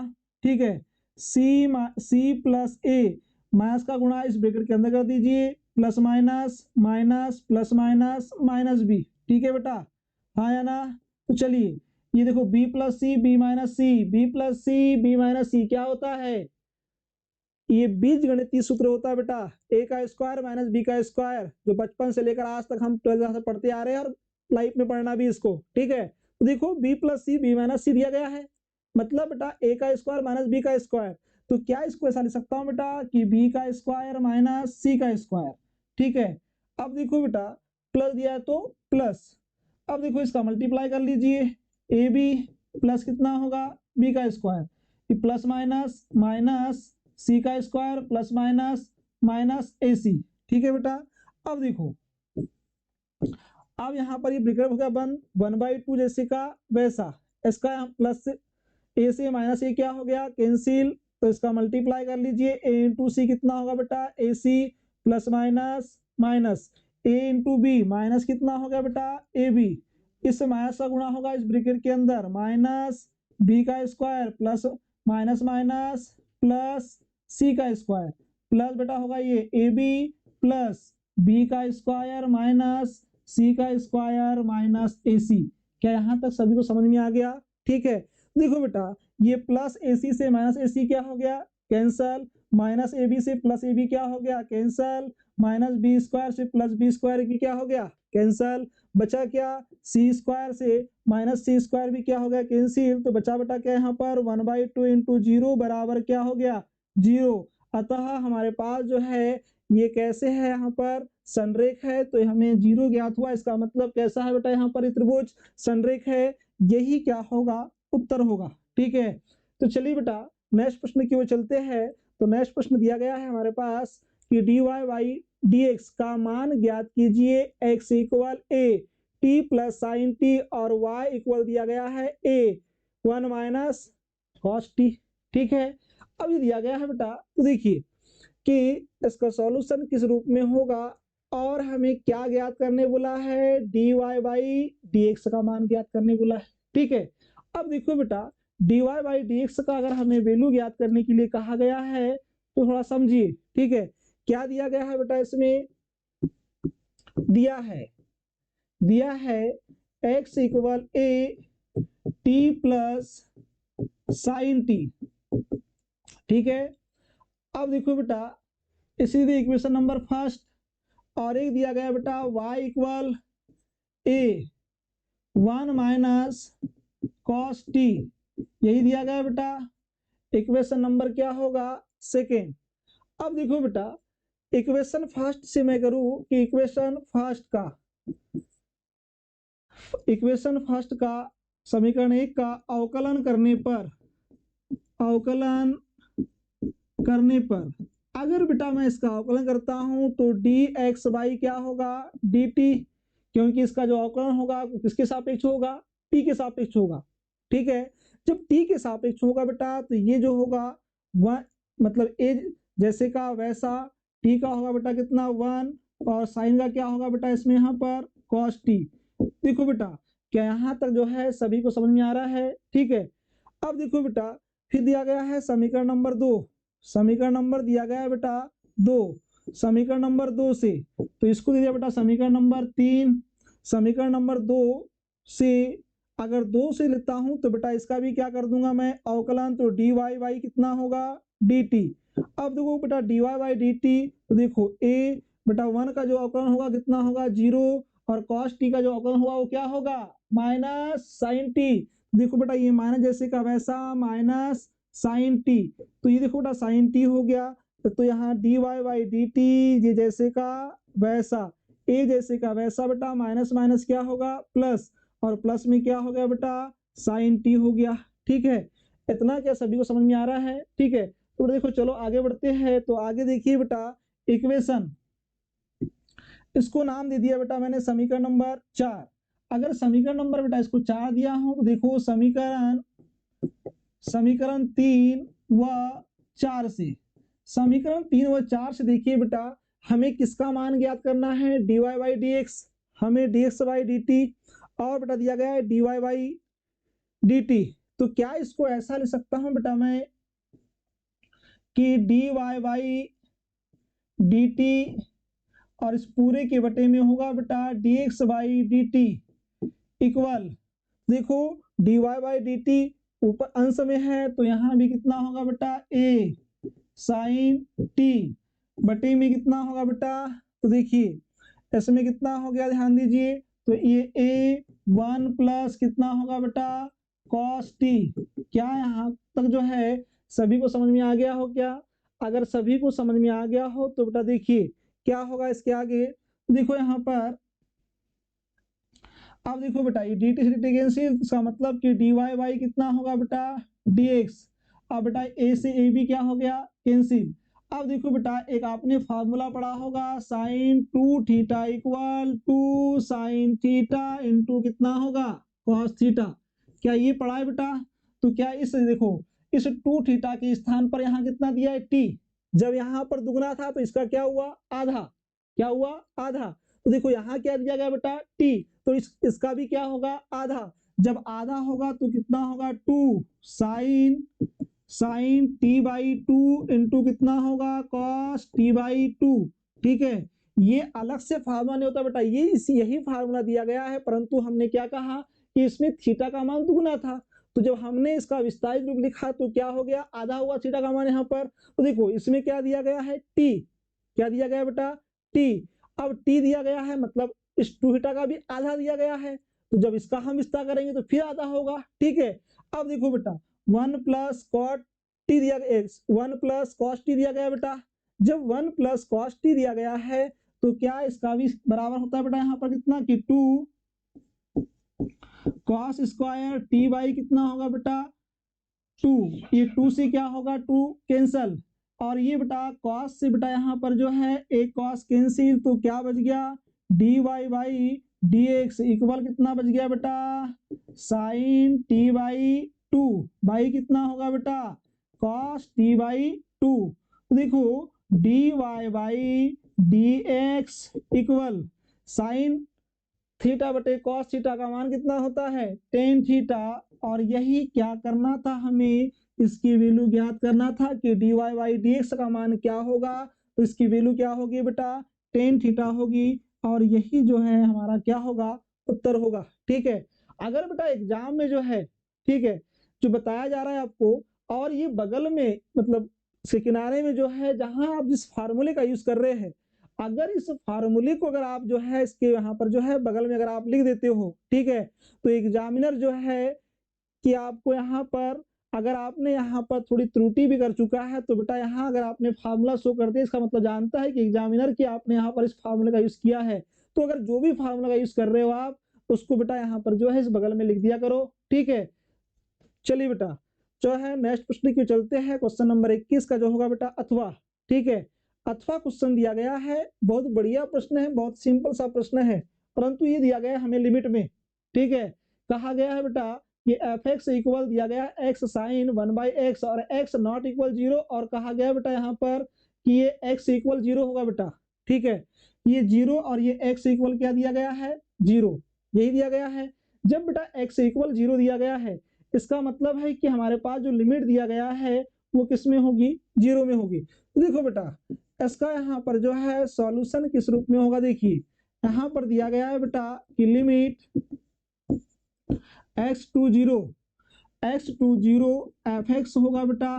ठीक है, और लिमिट भी क्या होगी हमारे पास में, तो लिमिट होगी बेटा x टू 0 और क्या दिया गया है बेटा तो x साइन 1/, क्या होगा बेटा x। ठीक है, ये बेटा जो है हमारे पास में दिया गया है। अगर बेटा मैं यहाँ पर बात करूं तो देखिए लिमिट x टू 0 और बेटा देखिए x साइन 1/x जैसे का वैसा, अगर बेटा जो है इसके हर में लिख दूं कि x इंटू 1/x, क्या अगर ऐसा लिखता हूं तो इसकी वैल्यू में कोई प्रभाव पड़ेगा क्या, मतलब इसके मान में कोई प्रभाव पड़ेगा नहीं, इस x से x कैंसिल, मतलब आपके पास हर में पहले भी 1 था और अभी भी कितना है 1 है। बस बेटा हमने क्या किया कि x इंटू 1/x मतलब यहाँ पर हमने जो है गुणा कर दिया x बटे x का। ठीक है, तो देखो बेटा ये x से x क्या हो गया कैंसिल हो गया। जब बेटा जो है ये x से x कैंसिल होगा तो देखो कि लिमिट x टू दिया गया बेटा 0, जब x टू 0 दिया गया है देखो कि साइन 1/x और बेटा यहाँ पर इस पूरे के बटे में 1/x होगा। ठीक है, अब देखो चूंकि आप जानते हैं बेटा, और क्या जानते हैं बता रहा हूं मैं आपको कि देखो ये आपने पढ़ा होगा कि लिमिट x टू 0, ठीक है, अगर दिया गया है बेटा कि साइन 1/थीटा इस पूरे के बटे में बेटा यहाँ पर होगा 1/थीटा, इसका मान कितना होता है 1। ठीक है, ये सब लोग जानते हैं, तो इसलिए जो है बेटा यहाँ पर जो है ये कितना होगा 1 होगा।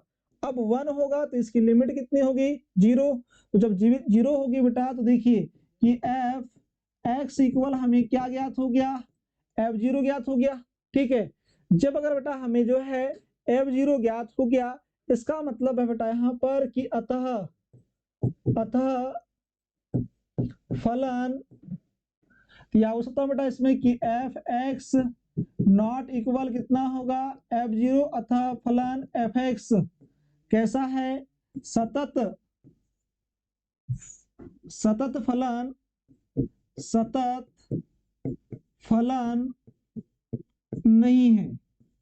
ये बेटा यहाँ पर जो है हमारे पास जो है यहाँ पर जो फलन कैसा है, सतत फलन नहीं है। क्यों? क्योंकि हमें यहाँ पर जो है इसकी जो वैल्यू है इक्वल में हमें यहाँ पर ज्ञात नहीं हुई। ठीक है, देखो यहाँ पर बेटा नेक्स्ट प्रश्न क्यों चलते हैं, तो क्वेश्चन नंबर दिया गया है 22। अगर 22 की बात करूं बेटा तो देखिए ये प्रश्न आपके पास समाकलन से है। अगर समाकलन की बात करूं तो इसके लास्ट क्लास में जो पढ़ा था बेटा कि जो आपके पास हमने जो 2023 का जो प्रीवियस पेपर लेकर आए थे उसमें भी हमने इस पर चर्चा किया था। इसलिए आपको जो है जो यहाँ पर जो प्रगुण आपके पास 7 प्रगुण दिया गया है, इन 7 प्रगुण को याद रखना है, क्योंकि आपके पास इस प्रगुण से संबंधित आपके पास एक सवाल जो है हर एग्जाम में पूछा गया है और जो है 2024 के बेटा एग्जाम में पूछा जाने की संभावना है। ठीक है, देखिए बेटा क्या दिया गया है, तो इसका सॉल्यूशन हम किस प्रकार से करेंगे। देखिए माना बेटा क्या मान लिया, तो मान लिया बेटा कि i इक्वल 0 टू π/2। ठीक है, अंडर रूट क्या दिया गया है, साइन एक्स बटे कितना होगा, under root cos x plus under root क्या होगा, साइन एक्स। ठीक है, तो बेटा देखो ये यहाँ होगा dx, इसको दे दिया बेटा मैंने समीकरण नंबर 1। ठीक है, अब देखो बेटा इसमें आपके पास प्रयोग किया गया है प्रगुण देखो बेटा तो 0 टू a होता है और fx जब इसका यहाँ पर बेटा समाकलन होगा, देखो ये किस रूप में हमें दिखाई देगा, 0 टू बेटा यहाँ पर होगा a के रूप में। ठीक है, तो इसको लिख सकता हूँ बेटा इस रूप में कि dx इक्वल 0 टू कितना होगा a, f a माइनस कितना होगा x और ये होगा बेटा dx। तो देखो इसमें a के स्थान पे कितना दिया गया है π/2 और बेटा देखो x के स्थान पे देखो यहाँ पर दिया गया है देखो 0। अब x के स्थान पे 0 दिया गया है, x के स्थान पे बेटा x ही होगा और a के स्थान पे कितना दिया गया है π/2। अब देखो बेटा अगर मैं जो है इसमें लिखता हूं तो देखो कि i इक्वल क्या होगा 0 टू π/2 बेटा इसमें कितना होगा, देखो अंडर रूट साइन कितना हो गया π/2 माइनस एक्स। अब देखो बेटा इस पूरे के बटे में क्या होगा, तो under root cos π/2 minus X यही होगा बेटा। अब देखो फिर उसके बाद में प्लस दिया गया है तो प्लस में under root sine π/2 minus X. देखो बेटा i इक्वल कितना होगा इंटीग्रेशन 0 π/2 बेटा देखो साइन 90 माइनस थीटा की वैल्यू आप सभी को पता है कि फर्स्ट कोऑर्डिनेट की बात किया गया है। अगर जो है पहले कोऑर्डिनेट की बात किया गया है तो पहले कोऑर्डिनेट में सारे त्रिकोणमितीय अनुपात जो होते हैं वो कैसे होते हैं, पॉजिटिव होते हैं। तो देखो बेटा जब ये पॉजिटिव होगी तो साइन π/2 माइनस एक्स तो कितना होगा बेटा रूट कॉस एक्स। अब देखो cos π/2 माइनस एक्स मैंने अभी कहा था कि पॉजिटिव होगी और चेंज होगी। ठीक है, जब चेंज होगी तो साइन का किसमें हो गया कॉस में और कॉस किसमें होगा चेंज यहाँ पर साइन में, तो कितना हो गया बेटा साइन एक्स प्लस दिया है तो प्लस फिर साइन का किसमें चेंज होगा बेटा यहाँ पर कॉस में, तो ये हो गया बेटा कॉस एक्स। इक्वेशन नंबर क्या होगा बेटा ये सेकेंड। ठीक है, जब इक्वेशन सेकेंड दिया गया है तो देखो बेटा कि समीकरण नंबर 1 प्लस कितना होगा समीकरण नंबर 2। अब देखिए प्लस का मतलब जोड़ना है, दोनों इक्वेशन को क्या करना है बेटा जोड़ना है। जब दोनों इक्वेशन को अगर मैं जोड़ता हूं तो देखिए कि जब दोनों इक्वेशन तो लेफ्ट में लेफ्ट जोड़ेगा और राइट में राइट जोड़ेगा। देखो बेटा i प्लस आई कितना हो गया यहाँ पर 2i, इन दोनों को जोड़ दीजिए बेटा। ठीक है, जब दोनों को अगर हम जोड़ देंगे 0 टू कितना होगा π/2, जब 0 टू π/2 होगा तो अंडर रूट साइन एक्स बटे में कितना होगा बेटा under root cos x plus under root क्या होगा साइन एक्स प्लस फिर होगा बेटा अंडर रूट समीकरण नंबर 2 क्या है, तो अंडर रूट कॉस एक्स बटे में क्या होगा अंडर रूट हो गया बेटा साइन एक्स। ठीक है, साइन एक्स होगा ये होगा प्लस में बेटा अंडर रूट कॉस एक्स। ठीक है, ये ब्रैकेट होगा बेटा यहाँ पर बंद और यह लिखना बेटा dx। ठीक है, ये 2i इक्वल 0 टू कितना होगा बेटा π/2। अब 0 टू π/2 होगा बेटा, तो देखिए इनके आधार कैसे है, समान है। तो देखो बेटा इनका एलसीएम ले लिए हमने, तो cos x plus under root sine x cancel हो गया, तो बचा कितना बेटा यहाँ पर साइन एक्स प्लस कितना बच गया under root cos x dx। इससे ये क्या हो गया कैंसिल, 2i इक्वल कितना होगा 0 टू π/2, बचा कितना 1। क्या करेंगे हम समाकलन, ठीक है। अब देखो बेटा तो i इक्वल कितना हो गया 1/2, जब समाकलन कर दूंगा तो कितना होगा बेटा x 0 टू कितना होगा π/2, तो i इक्वल 1/2 x का यहाँ पर लिमिट रख दीजिए बेटा। जब लिमिट रखोगे तो यहाँ कितना होगा π/2 माइनस 0, तो i इक्वल कितना हो गया बेटा पाई कितना होगा 2 2 जा 4, यहाँ पर इसका मान कितना हो गया, कितना हो गया π/4। तो यही हमें क्या करना था, इसका मान ज्ञात करना था, ठीक है। सेम प्रश्न बेटा जो है इसके अथवे में दिया गया है, सेम प्रश्न, बस यहाँ पर जो है अंडर रूट दिया गया था sine x by under root cos x plus under root sine x का मान ज्ञात कीजिए। सेम प्रश्न दिया गया बेटा, तो देखिए क्वेश्चन नंबर आपके पास में 22 का दिया गया बेटा अथवा, ठीक है। तो देखो किस प्रकार से इसका सॉल्यूशन होगा।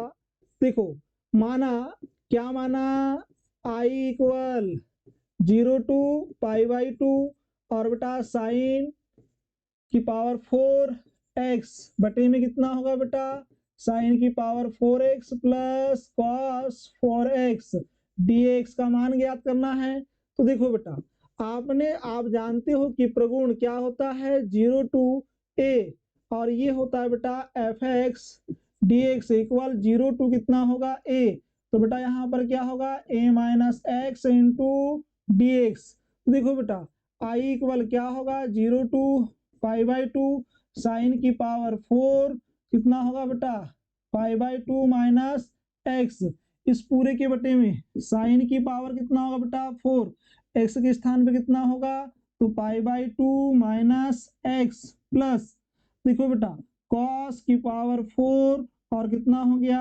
π/2 माइनस एक्स इंटू क्या होगा dx। क्या इतना समझ में आया, हाँ या ना।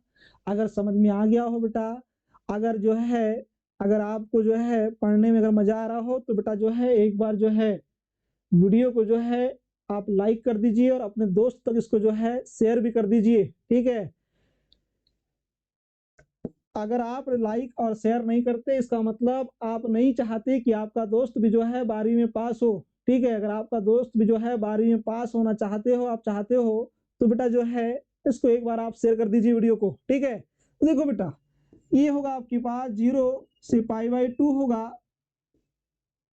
अब देखो साइन की पावर 4 दिया गया है, आप जानते हैं sine π/2 minus theta, first coordinate की बात किया गया है। फर्स्ट कोऑर्डिनेट में आपके पास पता है कि सारे अनुपात कैसे होते हैं पॉजिटिव, तो ये कितना होगा बेटा cos की पावर 4x बाई कितना होगा बेटा cos की पावर 4x प्लस फिर होगा बेटा साइन की पावर 4 cos का हो गया साइन x, ये होगा बेटा dx। इक्वेशन नंबर कितना होगा सेकेंड, ये होगा बेटा इक्वेशन नंबर फर्स्ट। देखो equation first plus equation second, दोनों इक्वेशन को क्या कर दिए बेटा हमने जोड़ दिए। जब दोनों को जोड़ देंगे तो देखो क्या होगा, लेफ्ट में लेफ्ट जोड़ दो, राइट में राइट जोड़ दो, तो देखो i प्लस आई कितना हो गया 2i। फिर देखो बेटा 0 टू कितना होगा π/2। अब देखिए इसमें क्या होगा बेटा तो साइन की पावर 4x बाई कितना होगा cos 4x plus sign 4x plus फिर होगा बेटा cos की पावर 4x बाई कितना होगा साइन की पावर 4x प्लस cos की पावर 4x इंटू कितना होगा बेटा dx। अब देखो बेटा ये आपके पास यहाँ आगे पीछे हो सकता है, आप 1 + 2 करो या 2 + 1 करो, दोनों का मान कितना होगा 3 होगा। तो ऐसा नहीं कि यहाँ पर जो है सर आपने आगे पीछे कैसे लिख दिया है, तो लिख सकते हो, कोई दिक्कत नहीं है इसमें। देखो बेटा इन दोनों के आधार क्या है समान है, तो 0 टू π/2 होगा, एलसीएम ले लिया बेटा, तो cos की पावर कितना होगा 4x प्लस साइन की पावर 4x। देखो बेटा इससे ये कैंसिल तो कितना बच गया, साइन की पावर 4x प्लस इससे ये कैंसिल तो कितना बच गया, कॉस की पावर 4x। इससे ये कैंसिल इनटू कितना होगा dx। 2i इक्वल कितना होगा 0 टू पाई बाई 2। अब देखो बेटा 1 dx बच गया हमारे पास।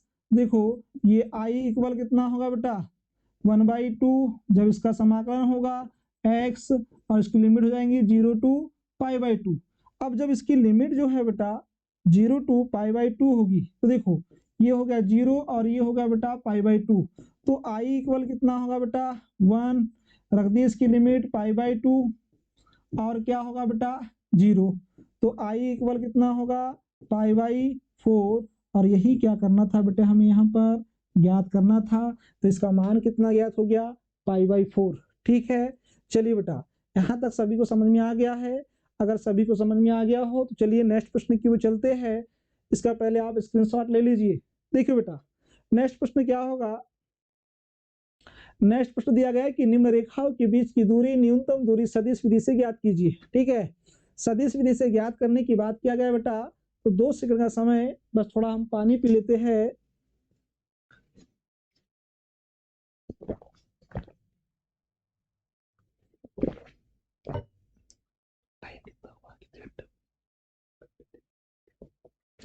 अब देखिए बेटा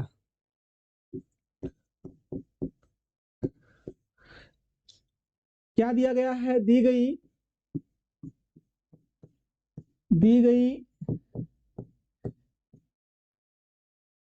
पहली रेखा का समीकरण, दी गई पहली रेखा का समीकरण। तो क्या दिया गया बेटा, vector r equal 3ik plus 8jk plus 3kk plus क्या दिया है lambda 3ik minus jk plus kk, equation number 1। तो समीकरण नंबर 1 की तुलना, समीकरण नंबर 1 की तुलना किससे करेंगे बेटा, तो vector r equal vector a1 plus क्या होगा, तो लेमडा वेक्टर होगा बेटा b1 से करने पर, इस सदिश समीकरण से करेंगे हम। देखो जब इसकी तुलना करने पर बोला गया बेटा, तो देखो वेक्टर a1 इक्वल कितना होगा, तो 3ik बेटा ये a1 का मान है। ठीक है, ये किसका मान होगा, b1 का मान होगा। तो देखो 3ik plus 8jk plus 3kk और बेटा वेक्टर किसका मान होगा, b1 का मान कितना दिया है 3ik minus jk plus kk। अब देखो बेटा और देखिए और दूसरा रेखा का समीकरण क्या दिया है, देखो और दूसरा रेखा का समीकरण, और दूसरा रेखा का समीकरण की बात करूं तो क्या दिया गया बेटा, तो देखिए वेक्टर r इक्वल कितना दिया गया है -3ik माइनस 7jk प्लस कितना होगा बेटा 6kk प्लस म्यू, फिर होगा बेटा -3ik plus 2jk plus 4kk यही दिया गया बेटा।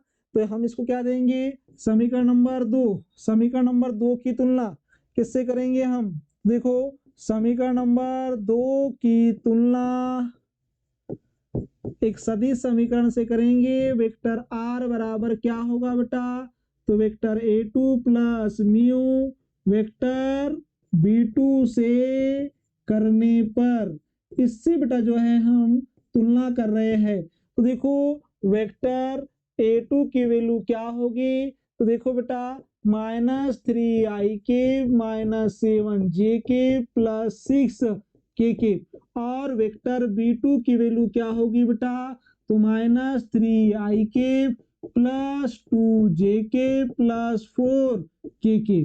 क्या यहाँ तक सभी को समझ में आ गया। ठीक है, इस प्रश्न को बहुत अच्छे समझना बेटा। ठीक है, कि ये प्रश्न आप 100% लेके चलिए कि ये प्रश्न जो है आपको एग्जाम में आएगा, 100% वादा करता हूं मैं। ठीक है, कि अगर ये प्रश्न में आपके पास हो सकता है कि वैल्यू चेंज कर दे, ठीक है, परंतु आप इस प्रश्न को अच्छे से समझ लीजिए। जहां भी समझ में नहीं आता आप वीडियो में जो है पीछे जाइए, फिर से आप उसको देखिए, परंतु इस क्वेश्चन जो है ये आपके पास 4 नंबर का एक क्वेश्चन जो है फिक्स कर लीजिए, ठीक है। और इसके पहले जो हमने पढ़ा बेटा आपके पास प्रगुण वाला, वहां से भी एक प्रश्न निश्चित है, बाहर नहीं होगा इससे। अब देखो बेटा कि अगर मैं बात करूं तो देखिए, अब देखो वेक्टर a2 माइनस होगा बेटा vector a1 equal equal a2 का मान कितना दिया गया बेटा, तो -3i -7j प्लस 6k बेटा होगा माइनस माइनस का गुणा क्या करता हूँ बेटा, इस a1 में करते चलता हूँ, तो देखो जो भी प्लस होगा तो माइनस, तीनों प्लस दिया गया है तो प्लस -3i -8j -3k। तो देखो बेटा -3i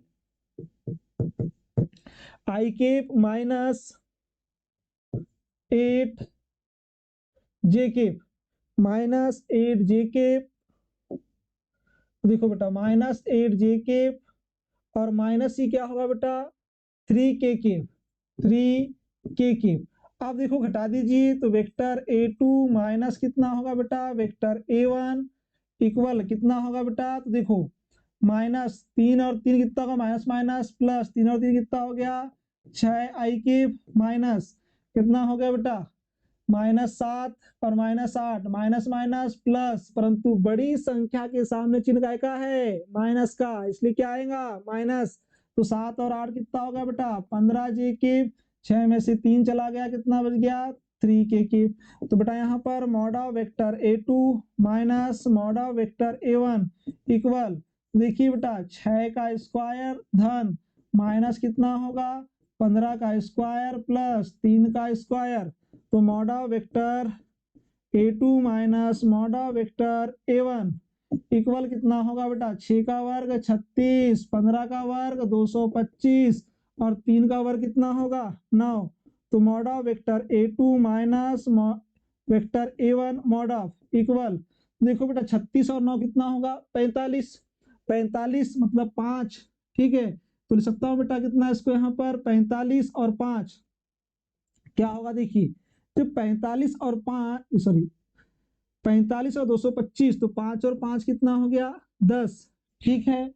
4 2 6 और एक कितना हो गया 7, बचा कितना बेटा यहाँ पर 2, तो कितना होगा 270।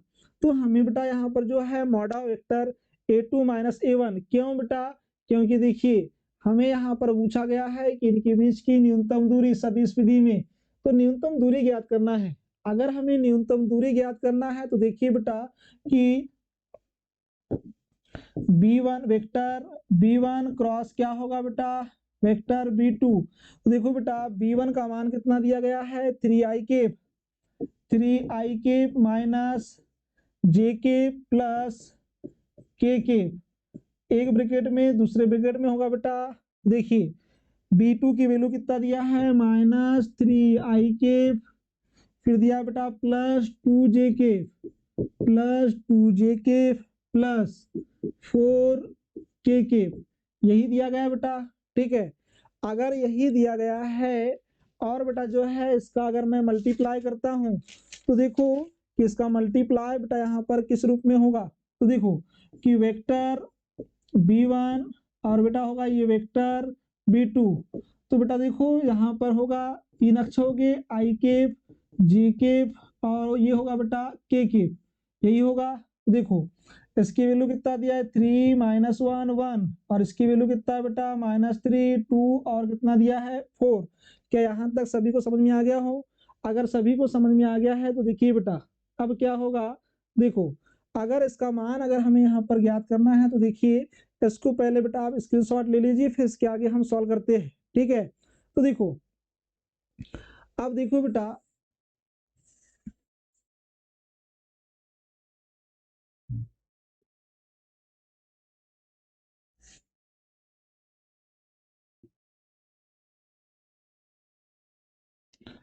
चलिए यहाँ तो सभी समझ में आ गया है।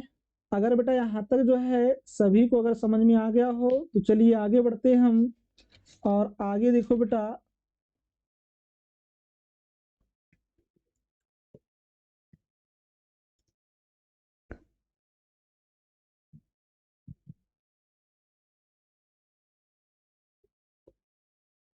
तो देखिए अब देखो बेटा वेक्टर b1 क्रॉस क्या होगा वेक्टर b2 इक्वल, अब देखो बेटा आई के पहली रो छोड़ देंगे, पहला कॉलम छोड़ देंगे, तो कितना होगा बेटा -1 इंटू 4, 4 माइनस 2 एकम 2, 2 एकम 2 माइनस जे के होगा बेटा।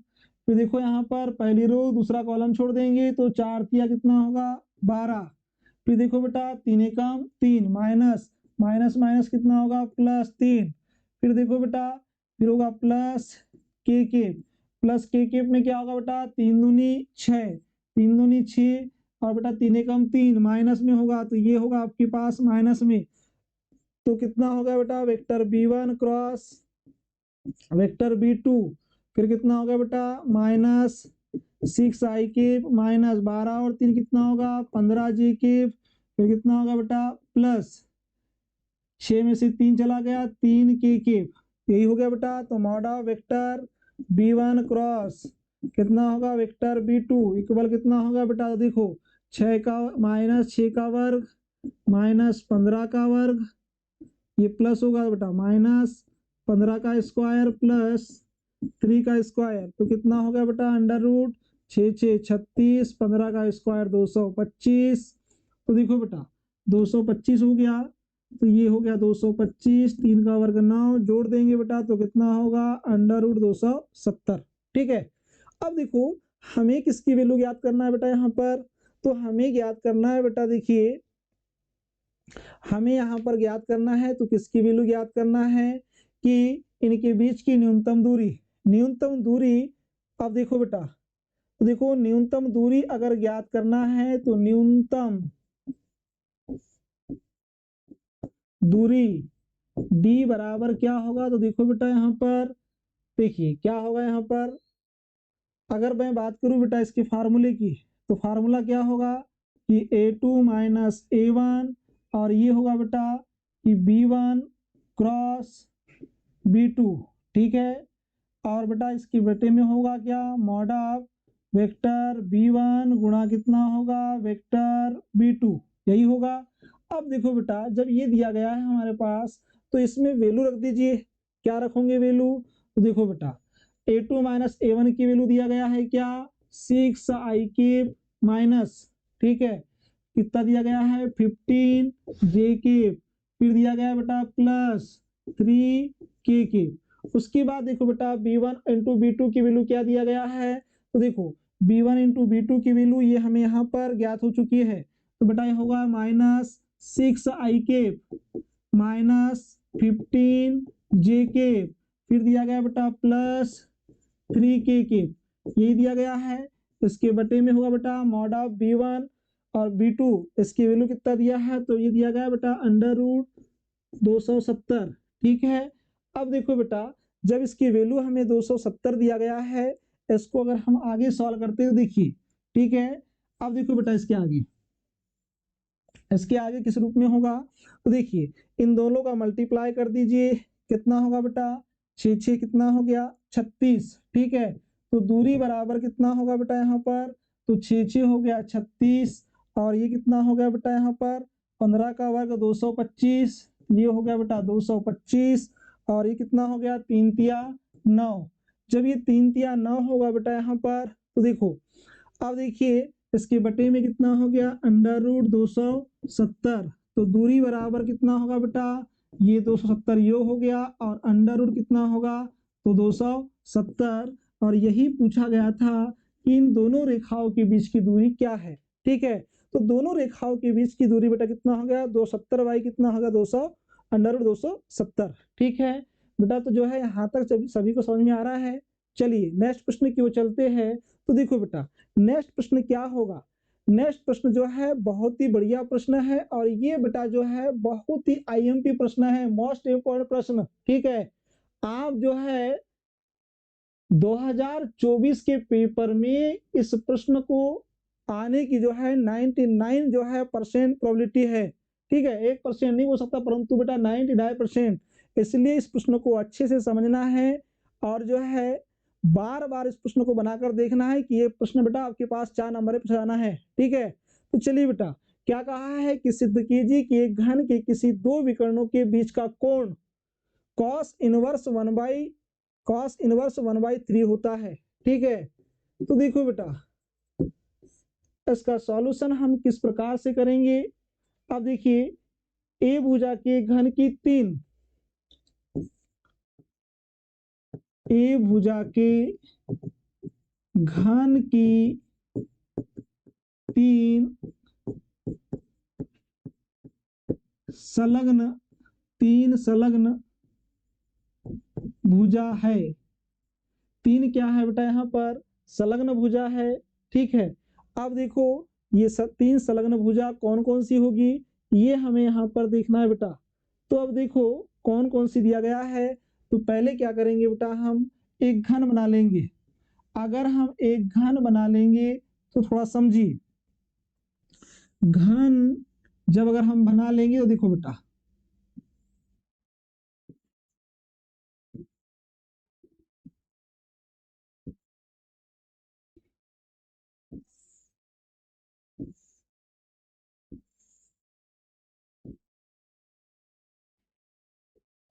देखिए बेटा ये जो है यहाँ पर ये दिया गया है बिंदु आपको यहाँ पर।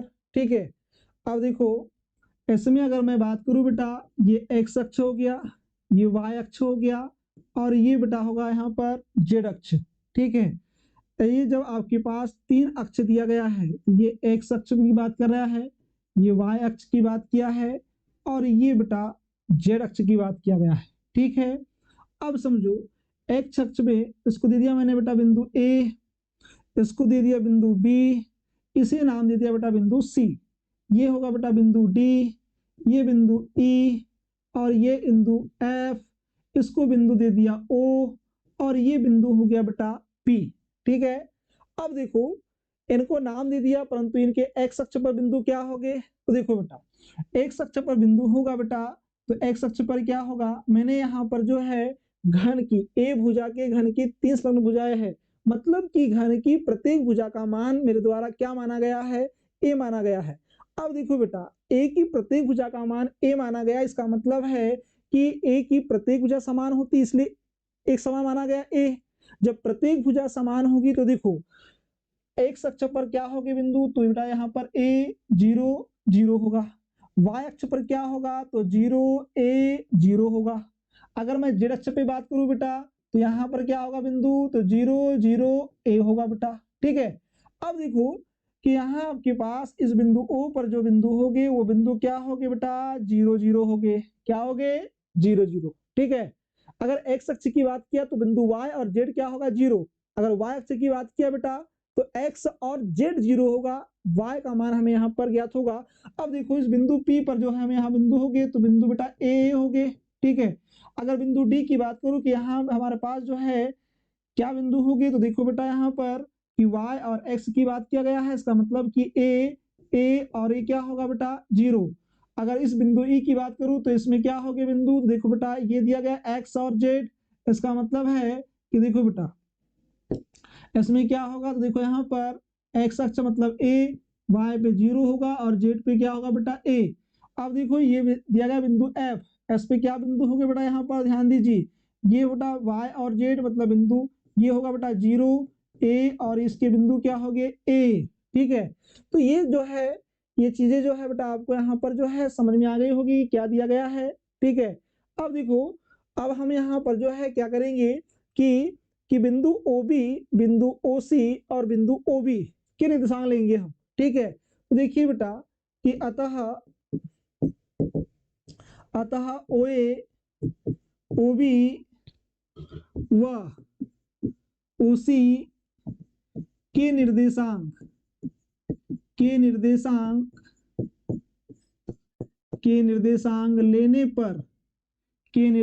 लेने पर अब देखो बेटा अगर हम इसके निर्देशांक लेते हैं तो देखिए अब देखो कि जब हम निर्देशांक लेंगे बेटा तो घन के शीर्ष के निर्देशांक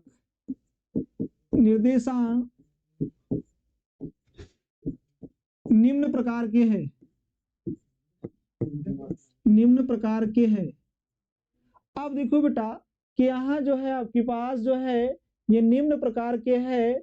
अब देखो ये निम्न प्रकार से किस प्रकार से हो गए, तो देखो अब बेटा यहाँ पर कि अगर मैं बात करूं ये विकर्ण दिया गया है ओपी, अगर ये विकर्ण बेटा ओपी दिया गया है, ठीक है, तो अब हमें यहाँ पर इसकी दिक् कुज्याय और दिक् अनुपात वो क्या क्या हो गए देखिए।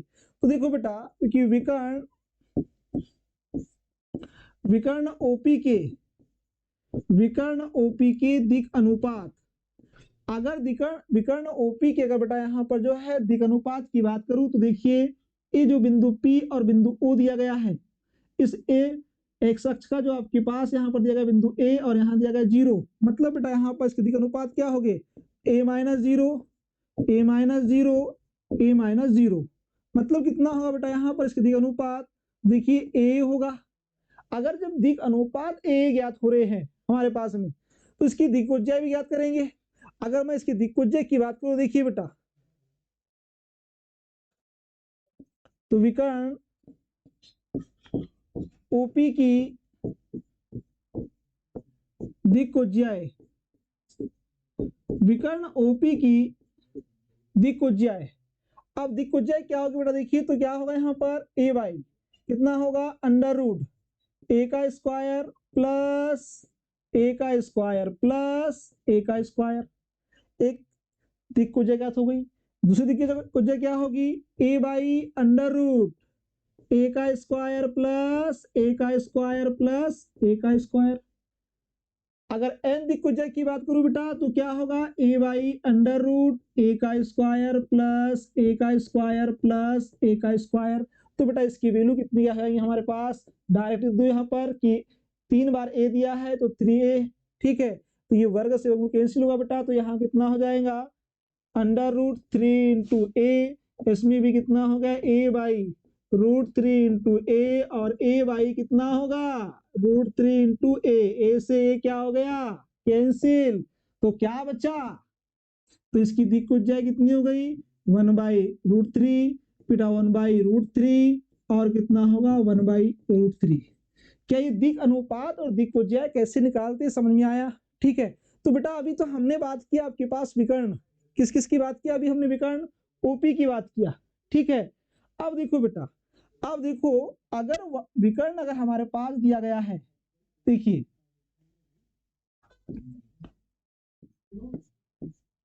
अब देखो बेटा, तो ये अर्थात हमें जो है इसके विकर्ण ज्ञात हो चुके हैं कि इसकी दिक्कुज्याय की 1 by root 3 1 by root 3 1 by root 3। इसी प्रकार से बेटा हम क्या करेंगे, इसी प्रकार हम क्या करेंगे बेटा इसमें कि एक विकर्ण लेंगे हम E और B, एक विकर्ण क्या लेंगे AF ले लेंगे। तो ये तीनों विकर्ण अगर हम लेंगे बेटा तो यहाँ पर जो है हम तीनों विकर्ण में इसमें क्या करेंगे, तो देखो बेटा इसी प्रकार विकर्ण क्या होगा बेटा, तो देखिए एक विकर्ण हो गया AF, एक विकर्ण होगा बेटा आपके पास में EB, और एक विकर्ण क्या होगा DC। तो देखो एक विकर्ण AF, दूसरा विकर्ण होगा बेटा EB, ये दूसरा विकर्ण हो गया EB व क्या, तीसरा विकर्ण क्या होगा DC व DC की दिक्कुज्याय। अब दिक्कुज्याय की बात करूं बेटा तो देखिए ये क्या होगा दिक्कुज्याय, क्योंकि देखो एक अक्ष बेटा पॉजिटिव, एक क्या होगा नेगेटिव, एक अक्ष क्या होगा पॉजिटिव, दूसरा क्या होगा नेगेटिव, दूसरा क्या, एक आपके पास में y अक्ष क्या हो गया पॉजिटिव, तो ये y अक्ष क्या होगा नेगेटिव। तो देखो बेटा इसमें हमें जो है तीनों विकर्ण में x अक्ष का, पहले हमें जो है इसमें x अक्ष का जो यहाँ पर कुज्या होगी वो हमें नेगेटिव मिलेंगी, फिर बेटा EB में हमें नेगेटिव मिलेंगी y अक्ष की कुज्या, फिर हमें z अक्ष की कुज्या बेटा यहाँ पर जो है DC में नेगेटिव मिलेंगी। तो देखो इसी प्रकार से क्या होगा देखिए, तो बेटा यहाँ होगा minus 1 by root 3 1 by root 3 और क्या हो गया 1 बाई रूट 3। क्या समझ में आया, ये कहाँ से आया बेटा, यही जो है इसका हमें बार बार सोल्यूशन नहीं करना एग्जाम में, यहाँ लिखे हमने इसी प्रकार, ठीक है।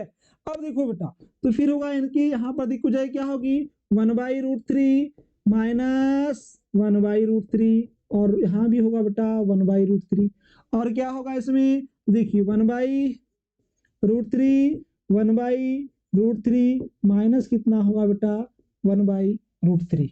क्या यहाँ पर जो है ये हमें जो है सभी विकर्ण की बेटा जो है हमें दिक् को ज्ञात हो चुकी है। ठीक है, अब देखिए विकर्ण जो है बेटा हमारे पास दिया गया है एक ओपी, एक विकर्ण दिया गया है ओपी और एक विकर्ण लेता हूं बेटा यहाँ पर सीडी। इन दो विकर्ण की बात करूं, ठीक है, तो इन दोनों के बीच में यहाँ पर कोण का मान ज्ञात करता हूं मैं। ठीक है, अगर इन दोनों के बीच में अगर मैं कोणों का मान ज्ञात करता हूं तो देखिए कि किस प्रकार से जो है हम कोणों का मान ज्ञात करेंगे।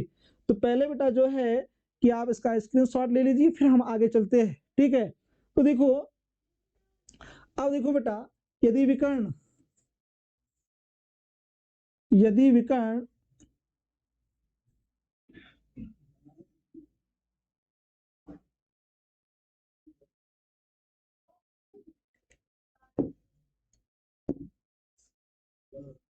देखो बेटा यदि विकर्ण एक विकर्ण क्या होगा ओपी और दूसरा विकर्ण क्या होगा बेटा डीसी। यदि विकर्ण ओपी व सीडी के बीच कोण, अब देखिए बेटा जब इनके बीच में कोण का होगा आपके पास देखो cos थीटा इक्वल कितना होगा तो L1 L2 plus M1 M2 plus N1 N2, यही होता है बेटा संबंध कि इनके कोणों के बीच में। अगर इनके कोणों के बीच में यही संबंध होगा तो देखिए बेटा यहाँ पर L1 का मान रख दीजिए तो 1 कितना होगा √3 माइनस कितना होगा 1/√3, फिर बेटा यहाँ कितना होगा 1/√3 प्लस कितना होगा 1/√3 प्लस इसमें कितना होगा बेटा तो -1/√3 और इसमें भी कितना होगा 1/√3। तो देखो बेटा ये हो गया कितना प्लस माइनस माइनस 1/3 प्लस 1 कितना हो गया 3 और देखिए बेटा ये प्लस माइनस, तो देखो अब देखो बेटा यहाँ पर हमारे पास जो है प्लस माइनस क्या होगा तो इसमें भी बेटा होगा यहाँ पर माइनस, तो ये होगा बेटा यहाँ पर माइनस माइनस क्या होगा प्लस, तो ये होगा बेटा माइनस माइनस प्लस। जब ये बेटा माइनस माइनस प्लस होगा तो देखो प्लस 1 कितना हो गया 3 प्लस से बेटा माइनस क्या हो गया कैंसिल, तो बचा क्या बेटा 1/3। ये किसके बराबर है cos थीटा के। हमें यहाँ पर क्या ज्ञात करना था बेटा थीटा बराबर लिख सकता हूँ cos इनवर्स 1 कितना होगा 3, और यही क्या करना था बेटा हमें यहाँ पर सिद्ध करना था। क्या ये सिद्ध हो चुका है? ठीक है, और हमें बेटा यही सिद्ध करना था तो हमें जो है सिद्ध कर चुके हैं। ठीक है, तो ये बेटा जो था आपके पास में यहाँ पर जो है क्वेश्चन नंबर 23 का अथवा। ठीक है, आपको जो है इस जो है बेटा मॉडल टेस्ट नंबर जो फर्स्ट था इसके जो है सारे प्रश्न आप सभी को समझ में आ गए होंगे। ठीक है बेटा, अब जो है हम आपके लिए मॉडल टेस्ट पेपर लेके आएंगे सेकेंड। ठीक है, और बेटा जो है उस मॉडल टेस्ट पेपर में हम चर्चा करेंगे कि अब जो है कैसे प्रश्न आ रहे हैं सेकेंड मॉडल टेस्ट पेपर में। थोड़ा सा बेटा इस मॉडल टेस्ट पेपर से हटके प्रश्न होंगे उसमें। ठीक है, कि जो प्रश्न पूछे गए एक बार मॉडल टेस्ट पेपर में उन्हीं प्रश्न को जो है हम दोबारा नहीं पूछेंगे। ठीक है, थोड़ा टाइप भी चेंज होगा कि हम जो है सारे प्रश्न से होकर गुजर रहे हैं कि एग्जाम में इससे बाहर प्रश्न नहीं होगा, ये हमारा वादा है। और मैथ्स में आप जो है 80 में 80 नंबर लेकर के आएंगे। जय हिंद।